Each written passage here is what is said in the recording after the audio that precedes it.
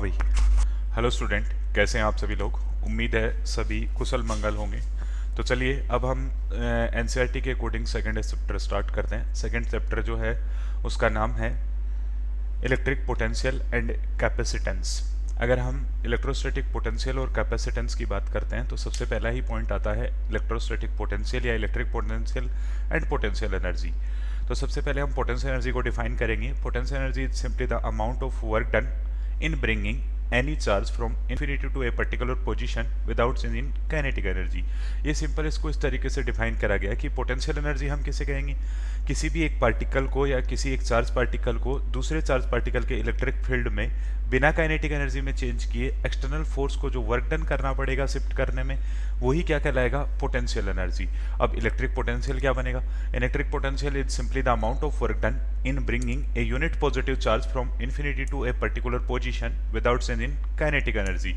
अगर हम जो है वो पोटेंशियल की बात करते हैं तो पोटेंशियल जो डिफाइन होता है वो यूनिट चार्ज के लिए डिफाइन होता है और पोटेंशियल एनर्जी जो है वो जनरल क्यू चार्ज के लिए डिफाइन होती है। तो क्यू चार्ज के लिए जो वर्क डन करना पड़ता है वो पोटेंशियल एनर्जी यू के इक्वल करना पड़ता है। यूनिट चार्ज के लिए जो वर्क डन करना पड़ेगा वो यू अपॉन क्यू बनेगा और वही हमारे लिए क्या है, इलेक्ट्रोस्टैटिक पोटेंशियल है।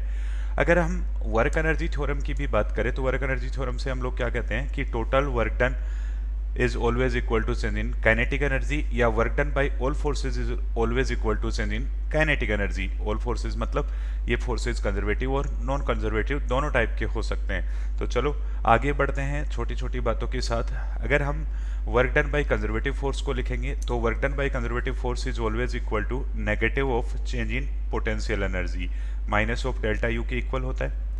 फिर उसके बाद बोलता है कि whenever a system is release it is always to try decrease its potential energy. जब भी किसी सिस्टम को रिलीज किया जाता है तो वो सिस्टम हमेशा और हमेशा अपने स्टेबिलिटी को इंक्रीज करना चाहता है। स्टेबिलिटी को इंक्रीज करना चाहता है तो डेफिनेटली अपनी पोटेंशियल एनर्जी को रिड्यूस करना चाहेगा। अब अगर हमें potential energy between two charges लिखना हो तो देखो कैसे लिखेंगे। सपोज दैट हमारे पास यहाँ पर एक कोई एक पॉजिटिव चार्ज है Q और दूसरे में पॉजिटिव चार्ज को यहाँ से लेके आ रहा हूँ, एक और प्लस का चार्ज Q है और मैं इसको इन्फानाइट से लेके आ रहा हूँ। इन्फानाइट से मैं इस पर्टिकुलर पोजीशन R पर इसको शिफ्ट करना चाहता हूँ, इससे R डिस्टेंस पर इसको शिफ्ट करना चाहता हूँ। तो फाइनली मैं इसे यहाँ पुट करूँगा या यहाँ पर इसको प्लेस करूँगा तो R फाइनल हमारे पास R होगा और R इनिशियल कितना है, इनिशियली ये इन्फिनिटी डिस्टेंस पर है तो R इनिशियल इज इनफाइनाइट। अगर हम किसी एक जनरल पोजीशन की बात करें तो वो जनरल पोजीशन हमारे लिए क्या है, जनरल पोजीशन हमारे लिए यहाँ पर x है। हमने बोला कि जब पार्टिकल यहाँ से x डिस्टेंस पर है, पार्टिकल को हम लेके आ रहे हैं तो ऐसे केस में इसके बीच में लगने वाला इलेक्ट्रोस्टैटिक फोर्स कितना होगा, फोर्स लिखा जाता है K capital Q small q divide by x square. इतना इस पर इलेक्ट्रोस्टैटिक रिपल्शन फोर्स लगेगा क्योंकि दोनों चार्ज को अपन ने पॉजिटिव कंसिडर करा है। तो इधर की ओर इस पर जो है वो क्या लगेगा, एक इलेक्ट्रोस्टैटिक रिपल्शन फोर्स लगेगा F इलेक्ट्रोस्टैटिक। अगर इलेक्ट्रोस्टैटिक रिपल्शन लगेगा तो ऐसे केस में हमें क्या करना पड़ेगा, ऐसे केस में हमें डेफिनेटली इसको जो है वो एक एक्सटर्नल फोर्स भी इस पर लगाना पड़ेगा ताकि ये जो है वो बिना काइनेटिक एनर्जी के शिफ्ट किया जा सके। तो एक्सटर्नल फोर्स हम इस डायरेक्शन में अप्लाई करेंगे। अगर हम इस पार्टिकल पर लगने वाले टोटल फोर्सेस को देखें तो टोटल फोर्स इस पर जो है वो इलेक्ट्रोस्टैटिक फोर्स और एक्सटर्नल फोर्स दोनों एक्ट कर रहे हैं।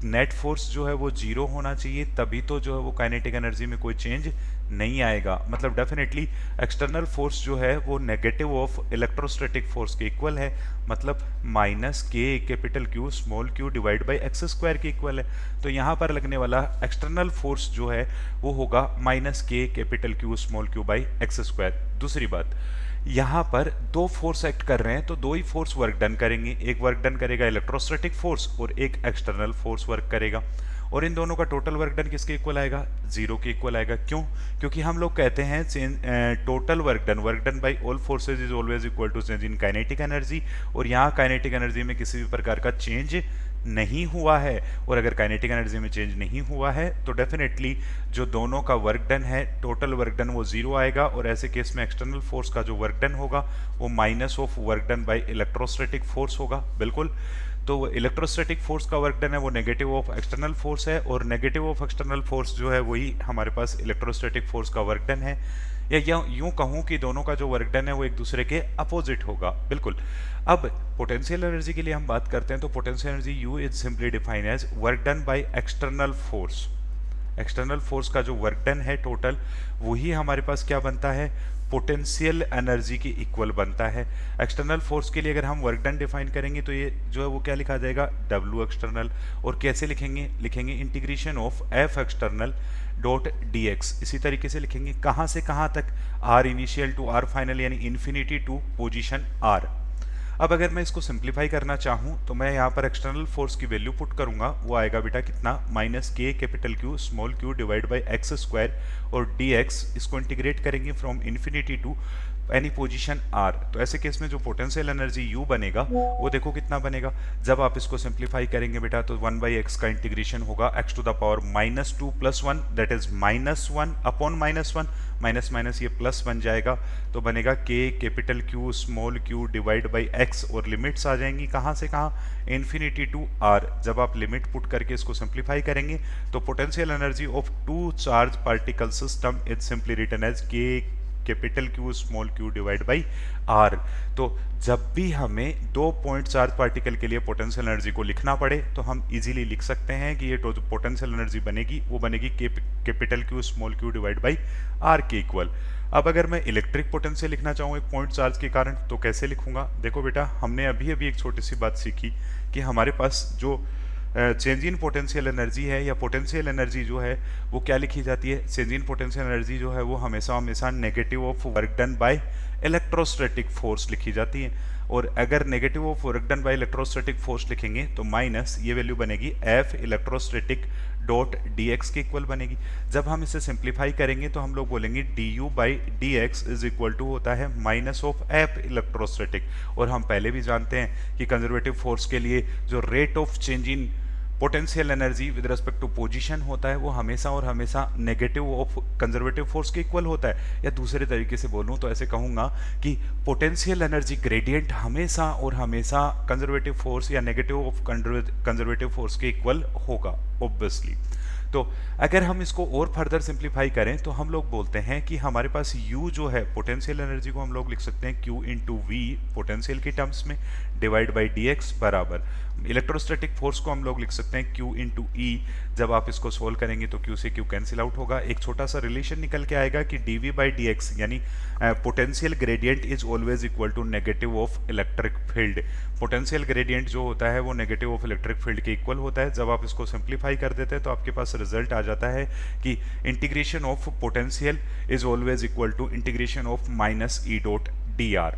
अब अगर हमें एक पॉइंट चार्ज के लिए पोटेंशियल कैलकुलेट करना है तो हम दो तरीके से कर सकते हैं, दो मेथड से कर सकते हैं। पहला मेथड तो हमारे पास जो है वो इलेक्ट्रिक फील्ड वाला हो गया, दूसरा मेथड हमारे पास किसका हो गया, सेकंड मेथड हमारे पास हो गया किसके लिए, सेकंड मेथड हमारे पास हो गया U बाई क्यू से।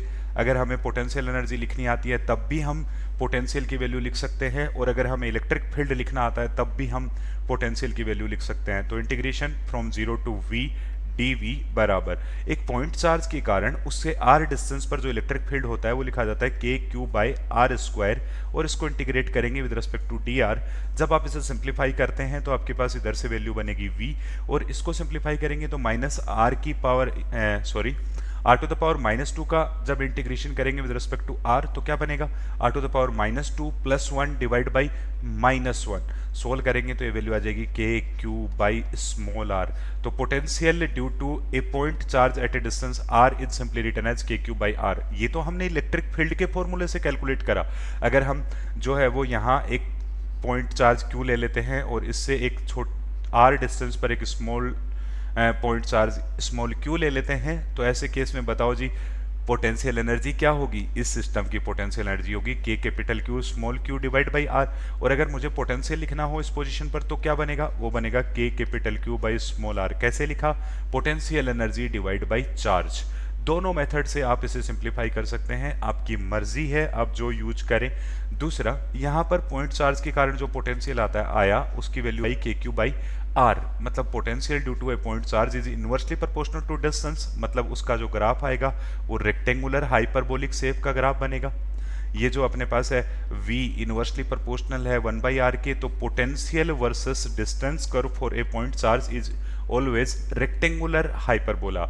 चलो जी आगे बढ़ते हैं अगले पॉइंट पर। अगर हम यहाँ से जो है वो v versus 1/r graph draw करेंगे तो हमने देखा कि potential due to a point charge at a distance r is simply written as v is equal to kq/r। बिल्कुल। और अगर यहाँ से पोटेंशियल एनर्जी v को लिखूंगा तो क्या पोटेंशियल v को लिखूंगा तो बनेगा kq इंटू 1/r, ये बनेगा। अब v वर्सेस 1/r ग्राफ बनाना है तो इसकी पावर v1 इसकी पावर v1, ग्राफ कैसा बनेगा? स्ट्रेट लाइन बनेगा। कहाँ से पास होगा? ओरिजिन से पास होगा। अच्छा, उसका स्लोप कितना होगा? tan थीटा बराबर k इंटू क्यू बनेगा। तो इस तरीके से हम पॉइंट चार्ज के कारण पोटेंशियल के बारे में आसानी से बात कर सकते हैं, उसका ग्राफ भी ड्रॉ कर सकते हैं, उसका फॉर्मूला भी लिख सकते हैं। हम उसके लिए अलग अलग वेरिएशन के अकॉर्डिंग या अलग अलग जो है वो टाइप से उसका ग्राफ ड्रॉ कर सकते हैं। v वर्सेस r भी ड्रॉ कर सकते हैं और v वर्सेस 1/r भी ड्रॉ कर सकते हैं। चलो जी आगे बढ़ते हैं। अगला एक और छोटा सा पॉइंट आता है, electric potential due to a ring. अगर एक रिंग के कारण उसके सेंटर पर पोटेंशियल लिखना हो तो कैसे लिखेंगे? सबसे पहला बात, हम कहाँ लिखना चाह रहे हैं? At centre of ring. Centre of ring पर अगर हमें क्या लिखना हो? पोटेंशियल लिखना हो तो कैसे लिखेंगे? हम लोग बोलेंगे सबसे पहले यहाँ एक छोटा सा स्मॉल एलिमेंट कंसीडर कर लो, और वो जो स्मॉल एलिमेंट है उसका छोटा सा चार्ज कंसीडर कर लो। उसका छोटा सा चार्ज कितना बनेगा? dq बनेगा। इस dq के कारण इसके सेंटर पर पोटेंशियल कितना आएगा? छोटा सा पोटेंशियल आएगा dv। ऐसे छोटे छोटे पोटेंशियल को अगर हम ऐड कर देंगे तो हमें नेट पोटेंशियल मिल जाएगा। तो इस छोटे से चार्ज के कारण जो छोटा सा पोटेंशियल आया dv, उसकी वैल्यू क्या होगी? k dq divide by capital R। और ऐसे इसको इंटीग्रेट करेंगे तो आपके पास जो है वो potential at the centre of ring क्या बनेगा? k q by r। क्यों? क्योंकि जैसे ही आप इसको इंटीग्रेट करेंगे बेटा, k कांस्टेंट है और r कांस्टेंट है, दोनों इंटीग्रेशन से बाहर आ जाएंगे। dq का इंटीग्रेशन करेंगे तो q टोटल के इक्वल बनेगा। तो potential at the centre of ring is simply k q by r। अब इसके बाद जो है वो अगर हम इसके लिए ग्राफ भी ड्रॉ करें कि रिंग का अगर रेडियस हम बढ़ाते जाएंगे तो क्या होगा? अगर सेम चार्ज Q के लिए V versus R graph draw करा जाए तो ऐसे केस में ये ग्राफ भी इनवर्सली प्रोपोर्शनल होगा R के। जैसे जैसे रेडियस बढ़ेगा वैसे वैसे इसके सेंटर पर पोटेंशियल क्या होने लगेगा? डिक्रीज करने लगेगा। After a long radius, after a large radius, इसका पोटेंशियल कितना हो जाएगा? 0 हो जाएगा। चलो जी, एक पॉइंट पर हमने जो है वो रिंग के पोटेंशियल कैलकुलेट करना सीखा।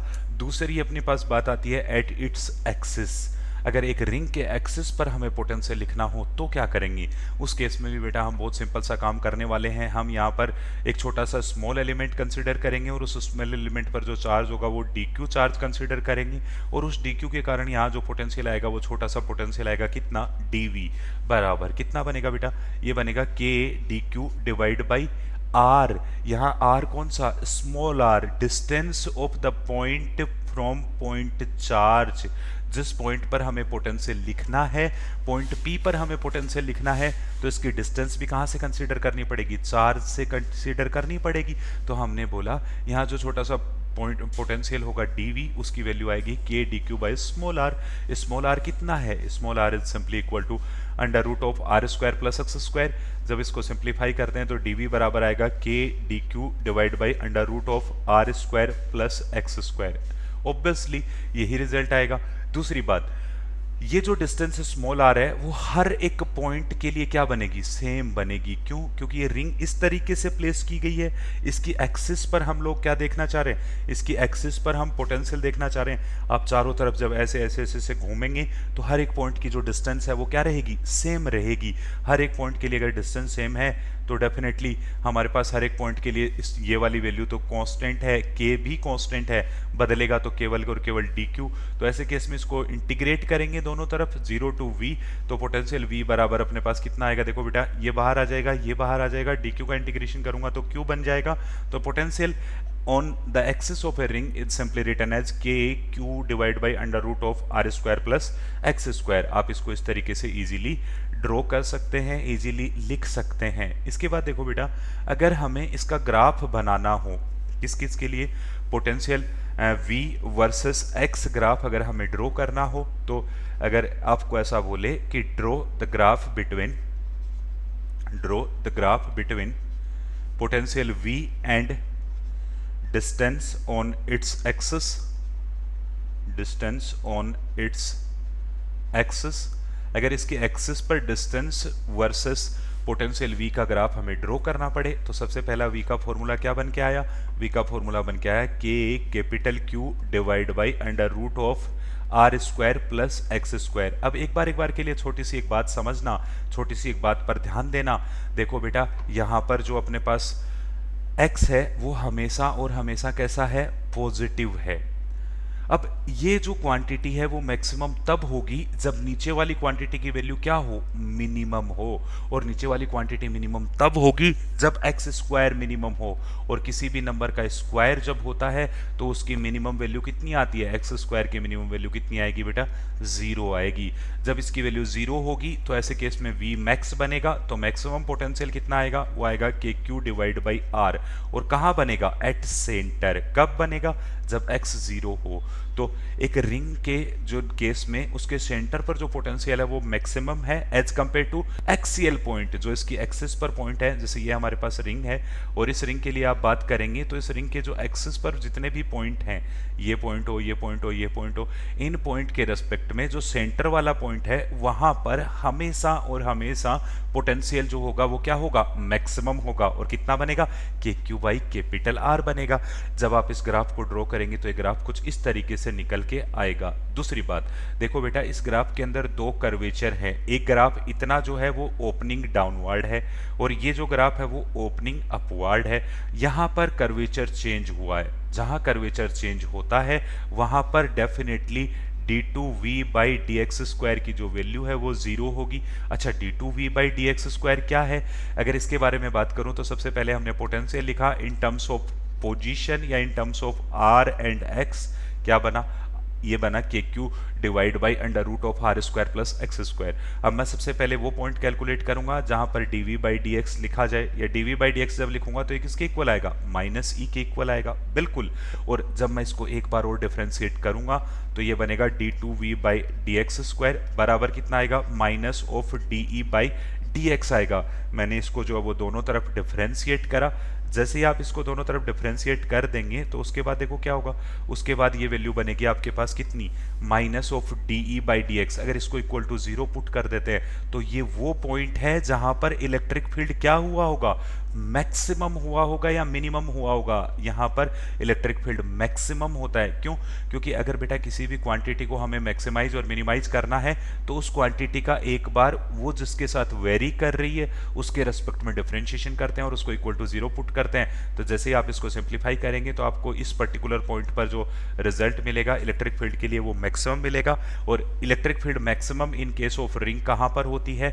r बाई रूट 2 पर होती है। और इसी पॉइंट पर डेफिनेटली कर्वेचर चेंज होगा। जिस पॉइंट पर कर्वेचर चेंज होता है वहां पर सेकंड ऑर्डर डिफरेंशिएशन 0 होता है। और सेकंड ऑर्डर डिफरेंशिएशन जब हम इसका करेंगे तो वास्तव में ये इलेक्ट्रिक फील्ड में rate of change in position rate of change in electric field बताएगा विद रिस्पेक्ट टू पोजीशन। और इसको इक्वल टू 0 पुट करने का मतलब है हम इलेक्ट्रिक फील्ड की मैक्सिमम वैल्यू कैलकुलेट करना चाहते हैं। तो ये बहुत सिंपल सी बात है, बहुत आसान सी बात है। थोड़ा सा इसको ध्यान से समझते हुए, थोड़ा सा जो है वो अपने दिमाग में सेट करते हुए कि वास्तव में हमारे पास ये जो पॉइंट है इस पॉइंट पर हमने क्यों कह दिया कि जहां कर्वेचर 0 है वहां इलेक्ट्रिक फील्ड 0 हुआ होगा। कर्वेचर जो होता है बेटा वो सेकंड ऑर्डर डिफरेंशिएशन से लिखा जाता है। फर्स्ट ऑर्डर डिफरेंशिएशन से हम हमेशा और हमेशा किसको लिखते हैं? फर्स्ट ऑर्डर डिफरेंशिएशन से हम हमेशा और हमेशा स्लोप को लिखते हैं। सेकंड ऑर्डर डिफरेंशिएशन जब हम पोटेंशियल का करेंगे विद रिस्पेक्ट टू पोजीशन तो वास्तव में वो इलेक्ट्रिक फील्ड के लिए फर्स्ट डिफरेंशिएशन बनेगा।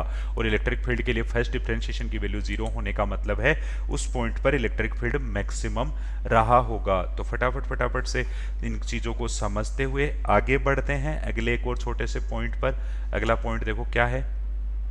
ये कह रहे हैं कि if E is 0 then the potential is maximum और मिनिमम। किसी भी पॉइंट पर अगर बेटा इलेक्ट्रिक फील्ड 0 हो तो वहां पर पोटेंशियल या तो मैक्सिमम होगा या मिनिमम होगा। दूसरा, at point of curvature of V R graph E is minimum और मैक्सिमम। जहां पर हमारे पास पॉइंट ऑफ कर्वेचर चेंज बनेगा, मतलब जहां पर d2v/dr² की वैल्यू 0 होगी वहां डेफिनेटली इलेक्ट्रिक फील्ड या तो मिनिमम होगा या वहां पर इलेक्ट्रिक फील्ड क्या बनेगा, मैक्सिमम बनेगा। क्यों? क्योंकि अपन जब जो है वो पहली बार डिफरेंशिएशन करते हैं पोटेंशियल का तो वो वास्तव में -e के इक्वल होता है, और जब दूसरी बार डिफरेंशिएशन करते हैं पोटेंशियल का विद रिस्पेक्ट टू पोजीशन तो वो -dE/dr के इक्वल होता है, और इसको अगर इक्वल टू 0 पुट करते हैं तो वास्तव में यहाँ पर इलेक्ट्रिक फील्ड या तो मैक्सिमम रहा होगा या क्या रहा होगा, मिनिमम रहा होगा। इस पॉइंट पर डेफिनेटली जो है वो कर्वेचर चेंज हुआ है, और जहां कर्वेचर चेंज होता है वहां पर डेफिनेटली क्या होता है, वहां पर डेफिनेटली इलेक्ट्रिक फील्ड मैक्सिमम और मिनिमम होता है। दूसरी हमें फर्स्ट स्टेटमेंट में क्या बोला, जिस पॉइंट पर हमारे पास ये वाली वैल्यू 0 बनेगी उस पॉइंट पर कौन मैक्सिमम और मिनिमम होगा, उस पॉइंट पर पोटेंशियल V मैक्सिमम और मिनिमम होगा। तो dV/dr बराबर आता है -e, और ये अगर इक्वल टू 0 है तो डेफिनेटली इस पोजीशन पर या तो V मैक्स मिलेगा या हमें इस पोजीशन पर V मिनिमम मिलेगा। तो इन छोटी छोटी बातों को समझते हुए आगे बढ़ते हैं अगले एक और छोटे से पॉइंट पर। अगला पॉइंट में देखो क्या कहता है, electric potential due to a circular arc. एक सर्कुलर आर्क से अगर हमें इलेक्ट्रिक पोटेंशियल लिखना है तो बहुत आसान है। कैसे लिखेंगे, सपोज दैट बेटा हमारे पास यहाँ पर एक कोई छोटा सा स्मॉल एलिमेंट है, और उस स्मॉल एलिमेंट के कारण अगर मैं इसके सेंटर पर पोटेंशियल देखूंगा तो ये वाली जो डिस्टेंस है वो कितनी बनेगी, r बनेगी। उस छोटे से स्मॉल एलिमेंट का जो छोटा सा चार्ज है उसको मैं क्या कंसीडर करूंगा, dq कंसीडर करूंगा। तो उसके कारण जो छोटा सा पोटेंशियल आएगा dv वो क्या बनेगा, k dq/r। अब हर एक पॉइंट के लिए, हर एक छोटे छोटे चार्ज के लिए, हर एक पॉइंट के लिए r की वैल्यू क्या रहेगी, सेम रहेगी, k भी कांस्टेंट रहेगा। और जब हम इसको इंटीग्रेट करेंगे दोनों तरफ तो k और r को हम बाहर निकाल लेंगे और dq को इंटीग्रेशन करेंगे तो अपने पास ये वैल्यू आ जाएगी kq/r। और अगर यहाँ पर हम इस टोटल चार्ज को चार्ज डेंसिटी के टर्म्स में लिखना चाहें तो कैसे लिखेंगे, लीनियर चार्ज डेंसिटी अगर लैम्डा है और इस पूरे के पूरे सेक्शन की लेंथ कितनी है, l है, तो ऐसे केस में हमारे पास टोटल चार्ज q बराबर लिखा जाएगा लैम्डा इंटू l। अब अगर टोटल चार्ज q बराबर है लैम्डा इंटू l, अब l कैसे लिखूं, अगर यहां पर इस आर्क ने थीटा एंगल सस्टेन करा तो थीटा बराबर क्या होता है, arc length upon radius, means that arc length is equal to r theta. और जब आर्क लेंथ की वैल्यू पुट करेंगे तो टोटल चार्ज q बराबर आएगा, l की जगह मैंने पुट कर दिया r थीटा, तो टोटल चार्ज बराबर आ गया लैम्डा इंटू r थीटा। तो हमारे पास जो है वो टोटल चार्ज q की वैल्यू बनी लैम्डा r थीटा। जैसे ही हमने यहाँ पर पोटेंशियल के फॉर्मूले में ये वैल्यू पुट करी, k इंटू क्यू की जगह लिख दिया हमने r theta into lambda divide by r से r तो कैंसिल आउट हो गया, ये वैल्यू आ गई k लैम्डा थीटा। तो डेफिनेटली अगर हमारे पास कोई एक सर्कुलर आर्क है और वो अपने सेंटर पर थीटा एंगल सस्टेन कर रहा है और उसके लिए लीनियर चार्ज डेंसिटी जो है वो लैम्डा है, और ये जो सर्कुलर सेक्शन ऑफ आर्क है इसके लिए जो रेडियस है वो कैपिटल R है, तो ऐसे केस में डेफिनेटली इसके सेंटर पर जो पोटेंशियल होगा वो लिखा जाएगा k लैम्डा थीटा। तो और अगर हम उसको q की टर्म्स में लिखेंगे तो क्या लिखेंगे, kq/r। अब देखो बेटा, चाहे पॉइंट चार्ज का केस ले लो, चाहे सर्कुलर रिंग का केस ले लो, चाहे सेक्शन का केस ले लो, अगर इक्वी डिस्टेंस पर चार्ज का डिस्ट्रीब्यूशन है तो हमेशा और हमेशा पोटेंशियल जो है वो kq/डिस्टेंस से लिखा जा सकता है। अगर सर्कुलर रिंग के सेंटर पर बात करते हैं तो सेंटर से सारा का सारा चार्ज इक्वी डिस्टेंस पर डिस्ट्रीब्यूटेड है, और अगर एक रिंग के एक्सियल पॉइंट पर बात करते हैं तो रिंग के एक्सियल पॉइंट पर भी सारा का सारा चार्ज जो है वो कहाँ, सारा का सारा चार्ज इक्वी डिस्टेंस पर डिस्ट्रीब्यूटेड है। और अगर सारा का सारा चार्ज इक्वी डिस्टेंस पर डिस्ट्रीब्यूटेड है तो डेफिनेटली क्या होगा, सारा का सारा चार्ज अगर इक्वी डिस्टेंस पर डिस्ट्रीब्यूटेड है तो ऐसे केस में हम लोग बोलेंगे kq total divide by distance that is potential. तो पोटेंशियल लिखने के लिए इक्वी डिस्टेंस पर अगर चार्ज का डिस्ट्रीब्यूशन है तो हम डायरेक्ट ये फॉर्मूला भी यूज करके लिख सकते हैं। अगर आप इन फॉर्मूलों को दिमाग में एक बार सेट करने जाएंगे तो एक पॉइंट चार्ज से स्मॉल r डिस्टेंस पर जो इलेक्ट्रिक फील्ड होता है ना उसकी वैल्यू होती है kq/r। एक रिंग है, उस रिंग के सारी की सारी जो रिंग है उस पर कैपिटल Q चार्ज है तो उसके सेंटर पर जो पोटेंशियल होता है ना वो होता है kQ/R। अगर एक सेक्शन ऑफ रिंग है और उस सेक्शन ऑफ रिंग पर भी टोटल चार्ज Q है तब भी उसके सेंटर पर पोटेंशियल होता है kQ/R। तो चलो इन्हीं सब बातों के साथ हम आगे बढ़ते हैं, अगले पॉइंट पर थोड़ी सी चर्चाएं करेंगे फटाफट से। अगला पॉइंट हमें बोलता है इलेक्ट्रिक पोटेंशियल ड्यू टू एक कंडक्टिंग स्पेयर। एक कंडक्टिंग स्पेयर के कारण जो है वो इलेक्ट्रिक पोटेंशियल हमें कैलकुलेट करना है। तो देखो बेटा, electric potential due to a conducting sphere अगर हम कैलकुलेट करना चाहते हैं तो सबसे पहले हमें एक छोटी सी बात समझनी पड़ेगी। हमने एक छोटा सा फॉर्मूला अभी अभी एक छोटा सा फॉर्मूला हमने सीखा है। क्या सीखा है? हमने बोला है कि अगर हमें पोटेंशियल लिखना हो तो potential is always equal to negative of अगर हमें कभी भी जो है वो इलेक्ट्रिक फील्ड लिखना हो इन टर्म्स ऑफ पोटेंशियल तो हम लोग बोलते हैं कि इलेक्ट्रिक फील्ड ई बराबर होता है नेगेटिव ऑफ पोटेंशियल ग्रेडियंट यानी minus of DV by D R. और अगर मैं यहां से जो है वो क्या कैलकुलेट करना चाहूं, पोटेंशियल कैलकुलेट करना चाहूं तो डीवी बराबर आता है minus of E D dot D R. और जब हम इसको इंटीग्रेट कर देते हैं तो हमें पोटेंशियल मिल जाता है। बिल्कुल, अगर आपको potential due to a conducting sphere calculate करना है तो आपको थोड़ा सा एक इलेक्ट्रिक फील्ड का जो कंसेप्ट है वो दिमाग में लाना पड़ेगा कि एक जो कंडक्टिंग स्पेयर है उसके लिए हमने इलेक्ट्रिक फील्ड कैसे लिखा है। थोड़ा सा बेटा एक बार के लिए आप अगर याद करो तो आपको चीज़ें याद आने लगेंगी कि हमने जो है वो कंडक्टिंग स्पेयर के केस में इलेक्ट्रिक फील्ड लिखने के लिए 3 अलग अलग केसेस कंसीडर करे हैं। पहला केस तो हमने कंसीडर करा है इनसाइड पॉइंट पर इलेक्ट्रिक फील्ड 0 होता है। फिर हमने दूसरा कंसीडर करा है सरफेस पर, और तीसरा पॉइंट हमने कंसीडर करा था आउटसाइड पॉइंट पर इलेक्ट्रिक फील्ड जो होता है वो लिखा जाता है KQ by R square in case of conducting sphere. तो कंडक्टिंग स्पेयर की अगर हम बात करें तो देखो बेटा, ये हमारे पास एक कोई कंडक्टिंग स्पेयर है और इस कंडक्टिंग स्पेयर की जो रेडियस है वो अपने पास कितनी है? कैपिटल R है। अगर इस कंडक्टिंग स्पेयर की रेडियस कैपिटल R है तो हमारे पास यहाँ पर कुछ पॉइंट बनेंगे।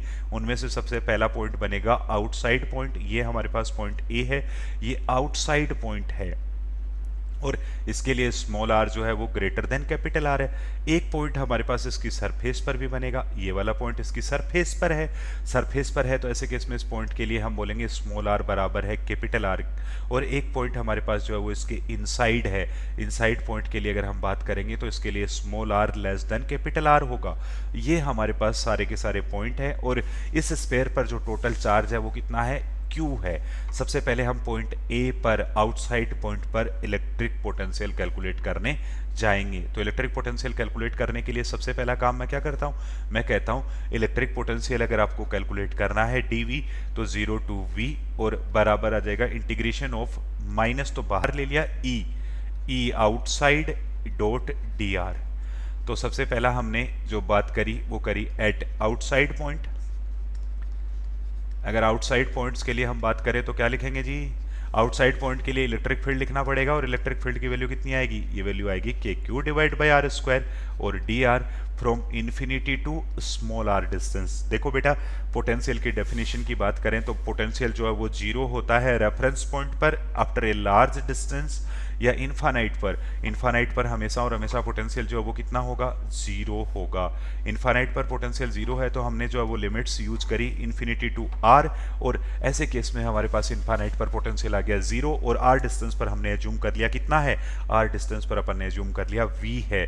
जब आप इसको सिंप्लीफाई करते हैं तो पोटेंशियल v बराबर माइनस, ये तो बाहर आ गया, KQ डिवाइड बाई r की पावर -2 को इंटीग्रेट करेंगे तो -2 प्लस 1 और नीचे भी आ जाएगा -2 प्लस 1, -1 बनेगा तो डिवाइड बाई -r। सोल्व कर दूंगा, लिमिट आएंगी इन्फिनिटी टू r, सोल्व करेंगे बेटा कैंसिल आउट हो जाएगा। आउटसाइड पॉइंट पर यहाँ पोटेंशियल जो आता है वो KQ बाई स्मॉल r आता है और ये तो पॉइंट चार्ज के जैसा ही फॉर्मूला बना। आउटसाइड पॉइंट पर जो पोटेंशियल होता है due to a conducting sphere वो कितना लिखा जाता है? वो लिखा जाता है KQ by small r, just like point charge. अब अगर हम पॉइंट B पर बात करें at the surface of sphere, अगर हम सरफेस पर बात करेंगे तो क्या होगा जी? सरफेस पर हम लोग बोलते हैं स्मॉल r बराबर है कैपिटल R के और सरफेस पर अगर स्मॉल r कैपिटल R के बराबर है तो सरफेस पर जो पोटेंशियल होगा वो होगा KQ बाई कैपिटल R। अब अगर हम इनसाइड पॉइंट की बात करें एट इनसाइड पॉइंट, तो इनसाइड पॉइंट पर बात करने के लिए एक छोटी सी बात समझेंगे। देखो बेटा, हम लोगों ने बोला था कि पोटेंशियल जो है वो यूनिट पॉजिटिव चार्ज को इन्फानाइट पर किसी पोजीशन पर इन्फानाइट से किसी भी पोजीशन पर प्लेस करने में किया गया वर्क डन है। तो अगर इन्फानाइट से हम लेकर आएंगे तो ऐसे केस में पहले हमें इन्फानाइट से कहाँ लाना पड़ेगा, सरफेस पर लाना पड़ेगा। तो ये आउटसाइड पॉइंट है, आउटसाइड पॉइंट के लिए इलेक्ट्रिक फील्ड का फॉर्मूला अलग होगा। फिर सरफेस से हमें किधर जाना पड़ेगा, अंदर जाना पड़ेगा। तो इनसाइड पॉइंट पर पोटेंशियल लिखने के लिए हमने बोला integration of dv from 0 to v is equal to कितना बनेगा, इंटीग्रेशन ऑफ E। अब E यहां पर दो अलग अलग तरीके से है। एक तो आउटसाइड पॉइंट पर अलग है, क्यों, क्योंकि हम तो इन्फानाइट से चार्ज को लेके आ रहे हैं, और इन्फानाइट से चार्ज को लेके आ रहे हैं तो बीच रास्ते में हमारे पास आउटसाइड पॉइंट्स भी मिलेंगे और इनसाइड पॉइंट भी मिलेंगे। तो हमने बोला इसको ब्रेक करना पड़ेगा। कहां से कहां ब्रेक करना पड़ेगा, सबसे पहले हम बोल रहे हैं कि इन्फिनिटी से हम आएंगे सरफेस तक, सरफेस तक आएंगे तो ये हमारे पास फॉर्मूला यूज होगा ई आउट डॉट डी आर, और साथ में माइनस भी चलेगा, अगला माइनस। फिर क्या करेंगे, सरफेस से इनर पॉइंट पर आएंगे तो ऐसे केस में ई इनसाइड डॉट डी आर इस तरीके से लिखा जाएगा। बिल्कुल, जब आप बेटा पोटेंशियल लिखेंगे इनसाइड पॉइंट पर तो चार्ज पार्टिकल को आप इन्फानाइट से लेके आएंगे, और इन्फानाइट से जब लेके आ रहे हैं तो इलेक्ट्रिक फील्ड दो सर्टेन रीजन में अलग अलग है। आउटसाइड रीजन में इलेक्ट्रिक फील्ड अलग है, इनसाइड रीजन में अलग है। तो हमें दो अलग अलग फ्रिक्शन में जो है वो क्या करना पड़ेगा, वर्क डन करना पड़ेगा, या दो अलग अलग पार्ट्स में हमें वर्क डन करना पड़ेगा। आउटसाइड के लिए अगर हम बोलेंगे तो ये वैल्यू बनेगी minus infinity to r minus e k Q divide by small are square d r, यही बनेगा। और इनसाइड इलेक्ट्रिक फील्ड तो कितना होता है, जीरो, तो इसकी वैल्यू जीरो आ जाएगी। जब आप इसको फर्दर सिंप्लीफाई करते हैं तो ये वैल्यू आएगी के Q divide by capital are. ओहो सर, ये तो सरफेस वाला ही आ गया। बिल्कुल, इनसाइड पॉइंट पर जो पोटेंशियल है वो सरफेस के पोटेंशियल के इक्वल होता है। क्यों, क्योंकि इनसाइड पॉइंट पर चार्ज पार्टिकल को प्लेस करने के लिए हमें आउटसाइड इलेक्ट्रिक फील्ड के अगेंस्ट वर्क करना पड़ा, बट अंदर तो इलेक्ट्रिक फील्ड था ही नहीं, तो अंदर वर्क डन कितना हो गया, जीरो। तो हम लोग बोलते हैं कि इन ए सर्टेन रीजन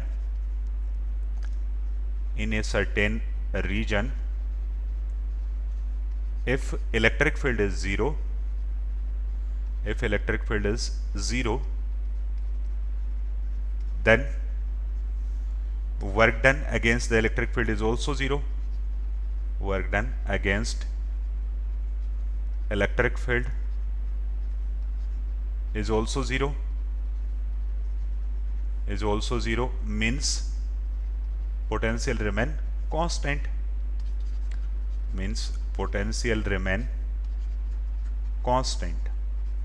बिल्कुल, जिस रीजन में इलेक्ट्रिक फील्ड जीरो होता है उस रीजन में पोटेंशियल कांस्टेंट बना रहेगा।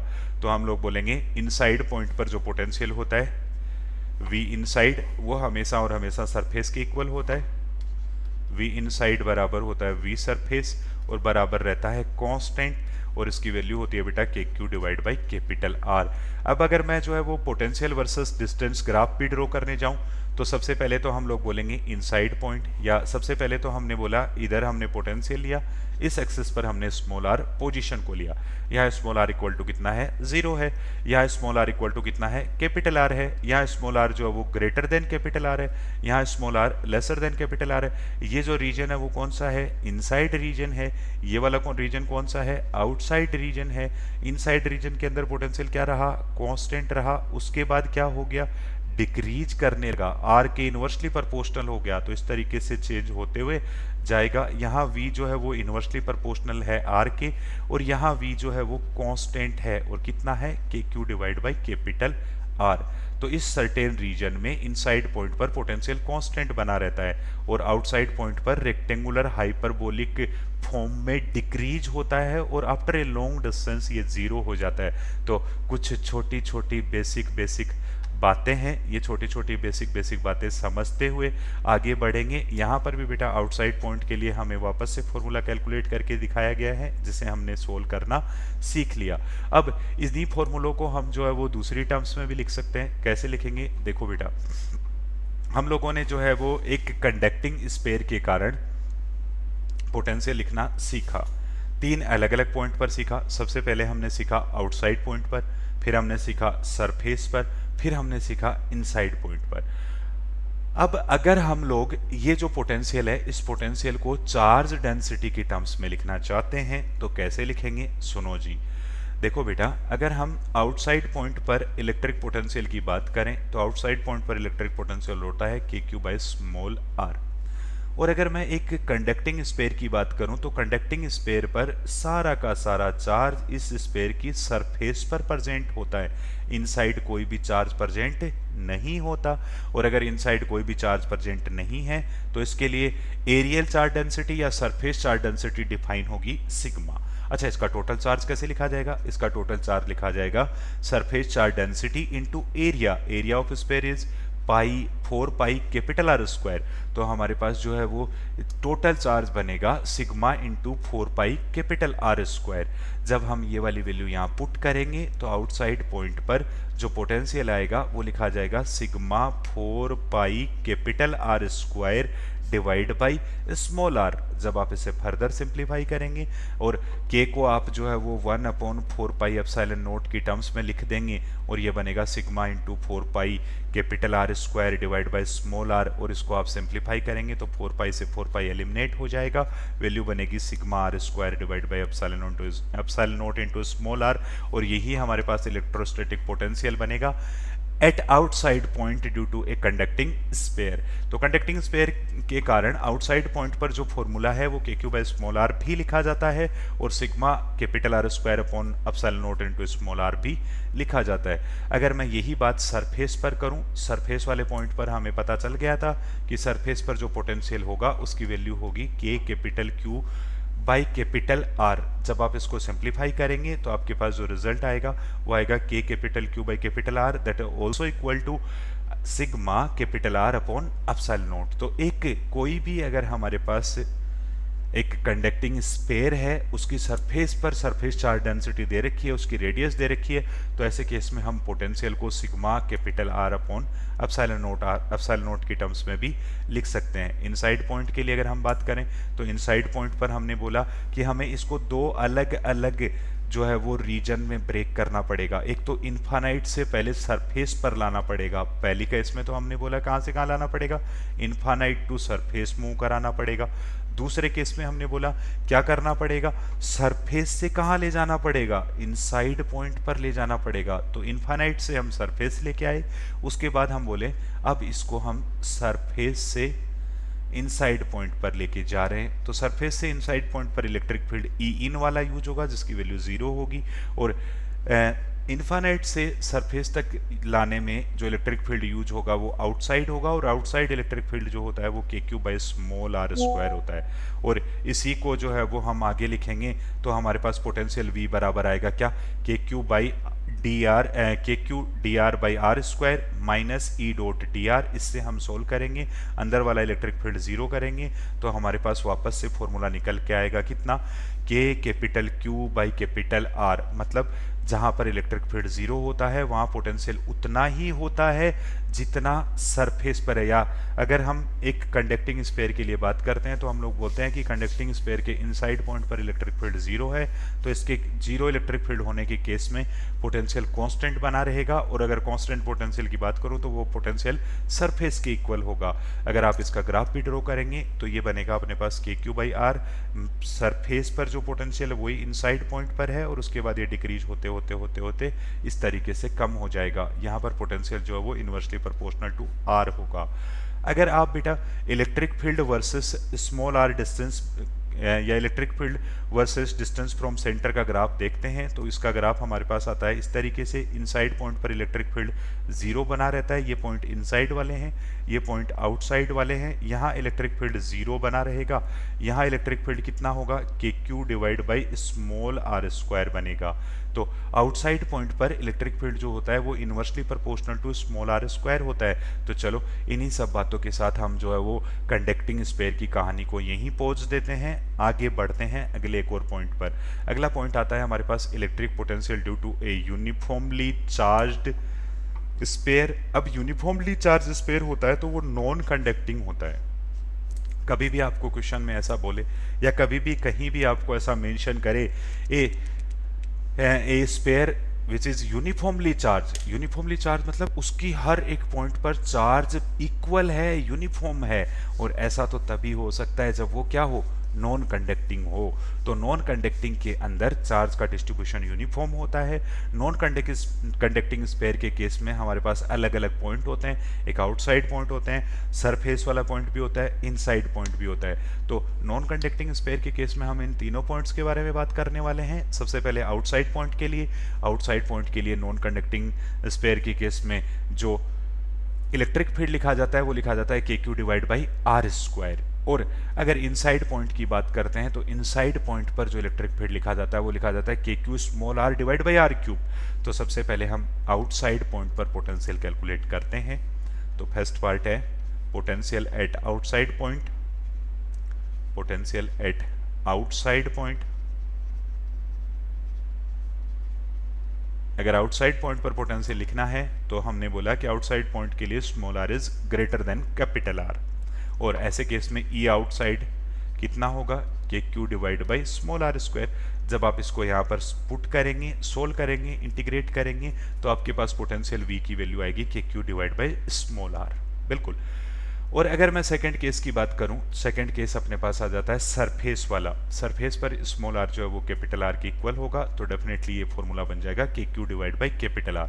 ये फॉर्मूले बेटा जैसे दोनों सिमिलर फॉर्मूले हमने जो है वो कंडक्टिंग स्फीयर के केस में भी सीखे। कंडक्टिंग स्फीयर के केस में भी ऐसे ही फॉर्मूले आते हैं। पॉइंट चार्ज के केस में भी इसी तरीके के फॉर्मूले आते हैं। उसके बाद हमारे पास पॉइंट आता है at inside point. For inside point small r is less than capital R। Inside point के लिए स्मॉल r जो है वो कैपिटल R से कम होगा। बिल्कुल। और इस केस में जो इलेक्ट्रिक फील्ड होता है ना, electric field at inside point क्या लिखते हैं, E इनसाइड बराबर हमारे पास फॉर्मूला आता था बेटा K capital Q small r divide by r cube, यही आएगा। दूसरा, जब हम इनसाइड पॉइंट पर मूव करेंगे तो सबसे पहले हम इन्फानाइट से चलकर आ रहे हैं, एक चार्ज पार्टिकल को इन्फानाइट से लेके आ रहे हैं और इस पर्टिकुलर पॉइंट P पर प्लेस करना चाह रहे हैं। इस पॉइंट P पर प्लेस करना चाह रहे हैं तो हमारे पास दो रीजन हैं। एक रीजन कहाँ से कहाँ है, ये तो हमारे पास आउटसाइड इलेक्ट्रिक फील्ड का रीजन है। ये वाला रीजन कौन सा है, इनसाइड इलेक्ट्रिक फील्ड का रीजन है। आउटसाइड और इनसाइड इलेक्ट्रिक फील्ड के जो रीजन है उनको हम अलग अलग यूज करेंगे। अलग अलग जो है वो तरीके से जो है वो दोनों में बिहेवियर दिखाएगा, अलग अलग वर्क डन हमें करना पड़ेगा। तो हम इनको लिमिट में ब्रेक करके यहाँ से यहाँ तक का वर्क डन पहले कैलकुलेट करेंगे, फिर यहाँ से यहाँ तक का वर्क डन कैलकुलेट करेंगे। तो हम लोग बोलेंगे पोटेंशियल dV बराबर बनेगा minus of E dot D R from minus infinity to capital R। ये मतलब हमने कौन सा इलेक्ट्रिक फील्ड कंसीडर करा, आउटसाइड इलेक्ट्रिक फील्ड। यहाँ हम आउटसाइड इलेक्ट्रिक फील्ड के अगेंस्ट वर्क कर रहे हैं और यहाँ हमने इलेक्ट्रिक फील्ड कंसीडर करा कौन सा, इनसाइड। क्यों, क्योंकि हमने लिखा E dot D R from capital R to small r। मतलब इनसाइड पॉइंट्स पर जब हम मूव कर रहे हैं तो ऐसे केस में हमें जो इलेक्ट्रिक फील्ड कंसीडर करना पड़ेगा वो इलेक्ट्रिक फील्ड कौन सा कंसीडर करना पड़ेगा, इनसाइड कंसीडर करना पड़ेगा। उसी के अगेंस्ट हम वर्क करेंगे। तो हमने बोला V बराबर बनेगा minus K capital Q by R square, ये तो आउटसाइड पॉइंट के लिए। और इनसाइड पॉइंट के लिए लिखा तो K capital Q small r divide by R cube, ये हमारे पास इनसाइड पॉइंट के लिए बना। अब हम इसको डिफ्रेंशिएट करके सिंप्लीफाई करते हैं तो हमारे पास जो पोटेंशियल है इनसाइड पॉइंट पर उसका फॉर्मूला बनता है K capital Q divide by 2R cube into 3R square minus small r square. बिल्कुल। और अगर हम सेंटर पर देखना चाहें पोटेंशियल तो सेंटर पर पोटेंशियल लिखने के लिए हमें क्या करना पड़ेगा, स्मॉल r को इक्वल टू 0 पुट करना पड़ेगा। और जैसे ही हम स्मॉल r को इक्वल टू 0 पुट करेंगे, यहाँ r स्क्वायर और यहाँ r क्यूब, तो नीचे r रह जाएगा। मतलब ये वैल्यू आएगी V सेंटर। सेंटर पर जो पोटेंशियल डिफरेंस आएगा वो कितना आएगा, वो आएगा 3/2 KQ बाई R। और KQ बाई R क्या है, पोटेंशियल एट सरफेस है। तो सेंटर पर जो पोटेंशियल होगा वो 3/2 टाइम्स ऑफ V सरफेस होगा। ये पॉइंट आपको अच्छे से क्लियर होना चाहिए, ये पॉइंट आपके दिमाग में अच्छे से रहना चाहिए, क्योंकि कई बार ऑब्जेक्टिव क्वेश्चन जो है वो यहाँ से फंसा देता है। चलो जी, अब इसके बाद अगर हम ग्राफ ड्रॉ करना चाहें तो electric field versus distance graph draw कर सकते हैं। इलेक्ट्रिक फील्ड वर्सेस डिस्टेंस का ग्राफ अगर देखें तो इनसाइड पॉइंट पर इलेक्ट्रिक फील्ड होता था K capital Q divide by R cube into small R, मतलब इलेक्ट्रिक फील्ड प्रोपोर्शनल है आर के, मतलब कैसा ग्राफ बनेगा, स्ट्रेट लाइन बनेगा। इसके बाद हमने बोला कि आउटसाइड पॉइंट पर क्या होता था, आउटसाइड पॉइंट पर इलेक्ट्रिक फील्ड आता था ई बराबर K capital Q by small are square, means electric field जो है वो इनवर्सली प्रोपोर्शनल है आर स्क्वायर के, तो यहाँ पर रेक्टेंगुलर हाइपरबोला लाइक ग्राफ बनता है। फिर अगर हम पोटेंशियल वर्सेस किसका ग्राफ बनाना चाहें, स्मॉल आर का बनाना चाहें, पोटेंशियल वर्सेस स्मॉल आर का ग्राफ बनाना चाहेंगे, तो इनसाइड पॉइंट पर जो पोटेंशियल आता है वो कितना आता है, v इनसाइड बराबर बनता है K Q divide by 2r cube into 3r square minus small are square, ये अपने पास इनसाइड पॉइंट पर पोटेंशियल आता है। अगर इस ग्राफ को देखें तो v की पावर 1 है, r की पावर 2 है, मतलब ग्राफ कैसा बनने वाला है, ग्राफ हमारे पास पैराबोलिक बनने वाला है, और हाईएस्ट पावर का कोफिशिएंट नेगेटिव है तो ओपनिंग डाउनवर्ड पैराबोला बनेगा। ऐसा ऐसा ग्राफ बना, पैराबोलिक ग्राफ बना, ओपनिंग डाउनवर्ड ग्राफ बना। ये जो पॉइंट है वो कौन सा है, सेंटर वाला है, और सेंटर पर पोटेंशियल क्या होता है, 3/2 टाइम्स ऑफ के क्यू बाई कैपिटल आर।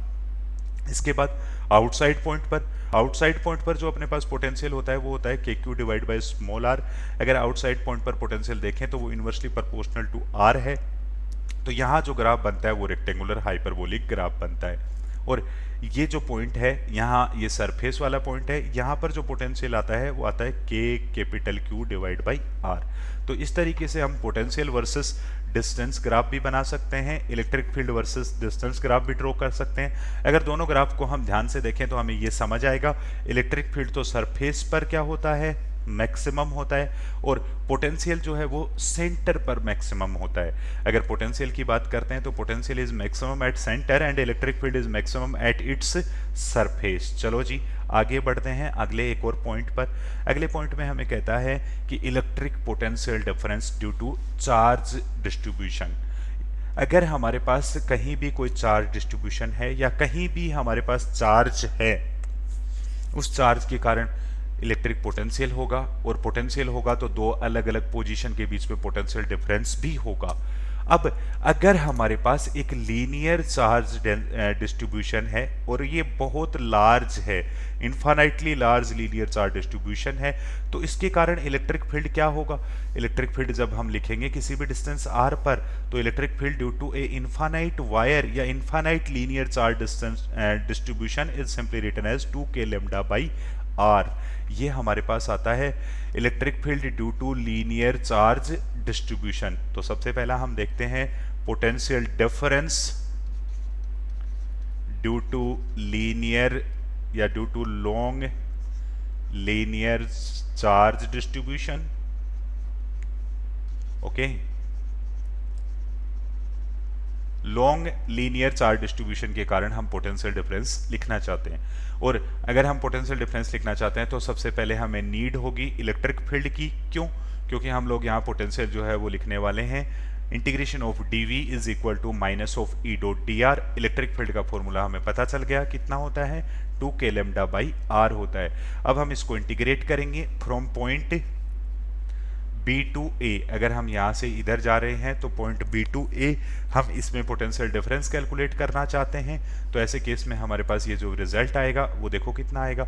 हमारे पास जो है वो इलेक्ट्रिक फील्ड की वैल्यू आ गई कितनी, 2k लैम्डा बाई आर, और यहाँ पर अगर 2k लैम्डा इनकी बात करें तो ये सब कांस्टेंट है, r वेरी करेगा, और 1/r को जब इंटीग्रेट करूंगा बेटा तो ये बनेगा ln r, और ln r में जब मैं लिमिट्स पुट करूंगा तो ये rb टू ra आएगा। जब आप इसको सिंप्लीफाई करते हैं तो potential difference between point A and B is simply written as minus of 2k lambda ln of ra divide by rb।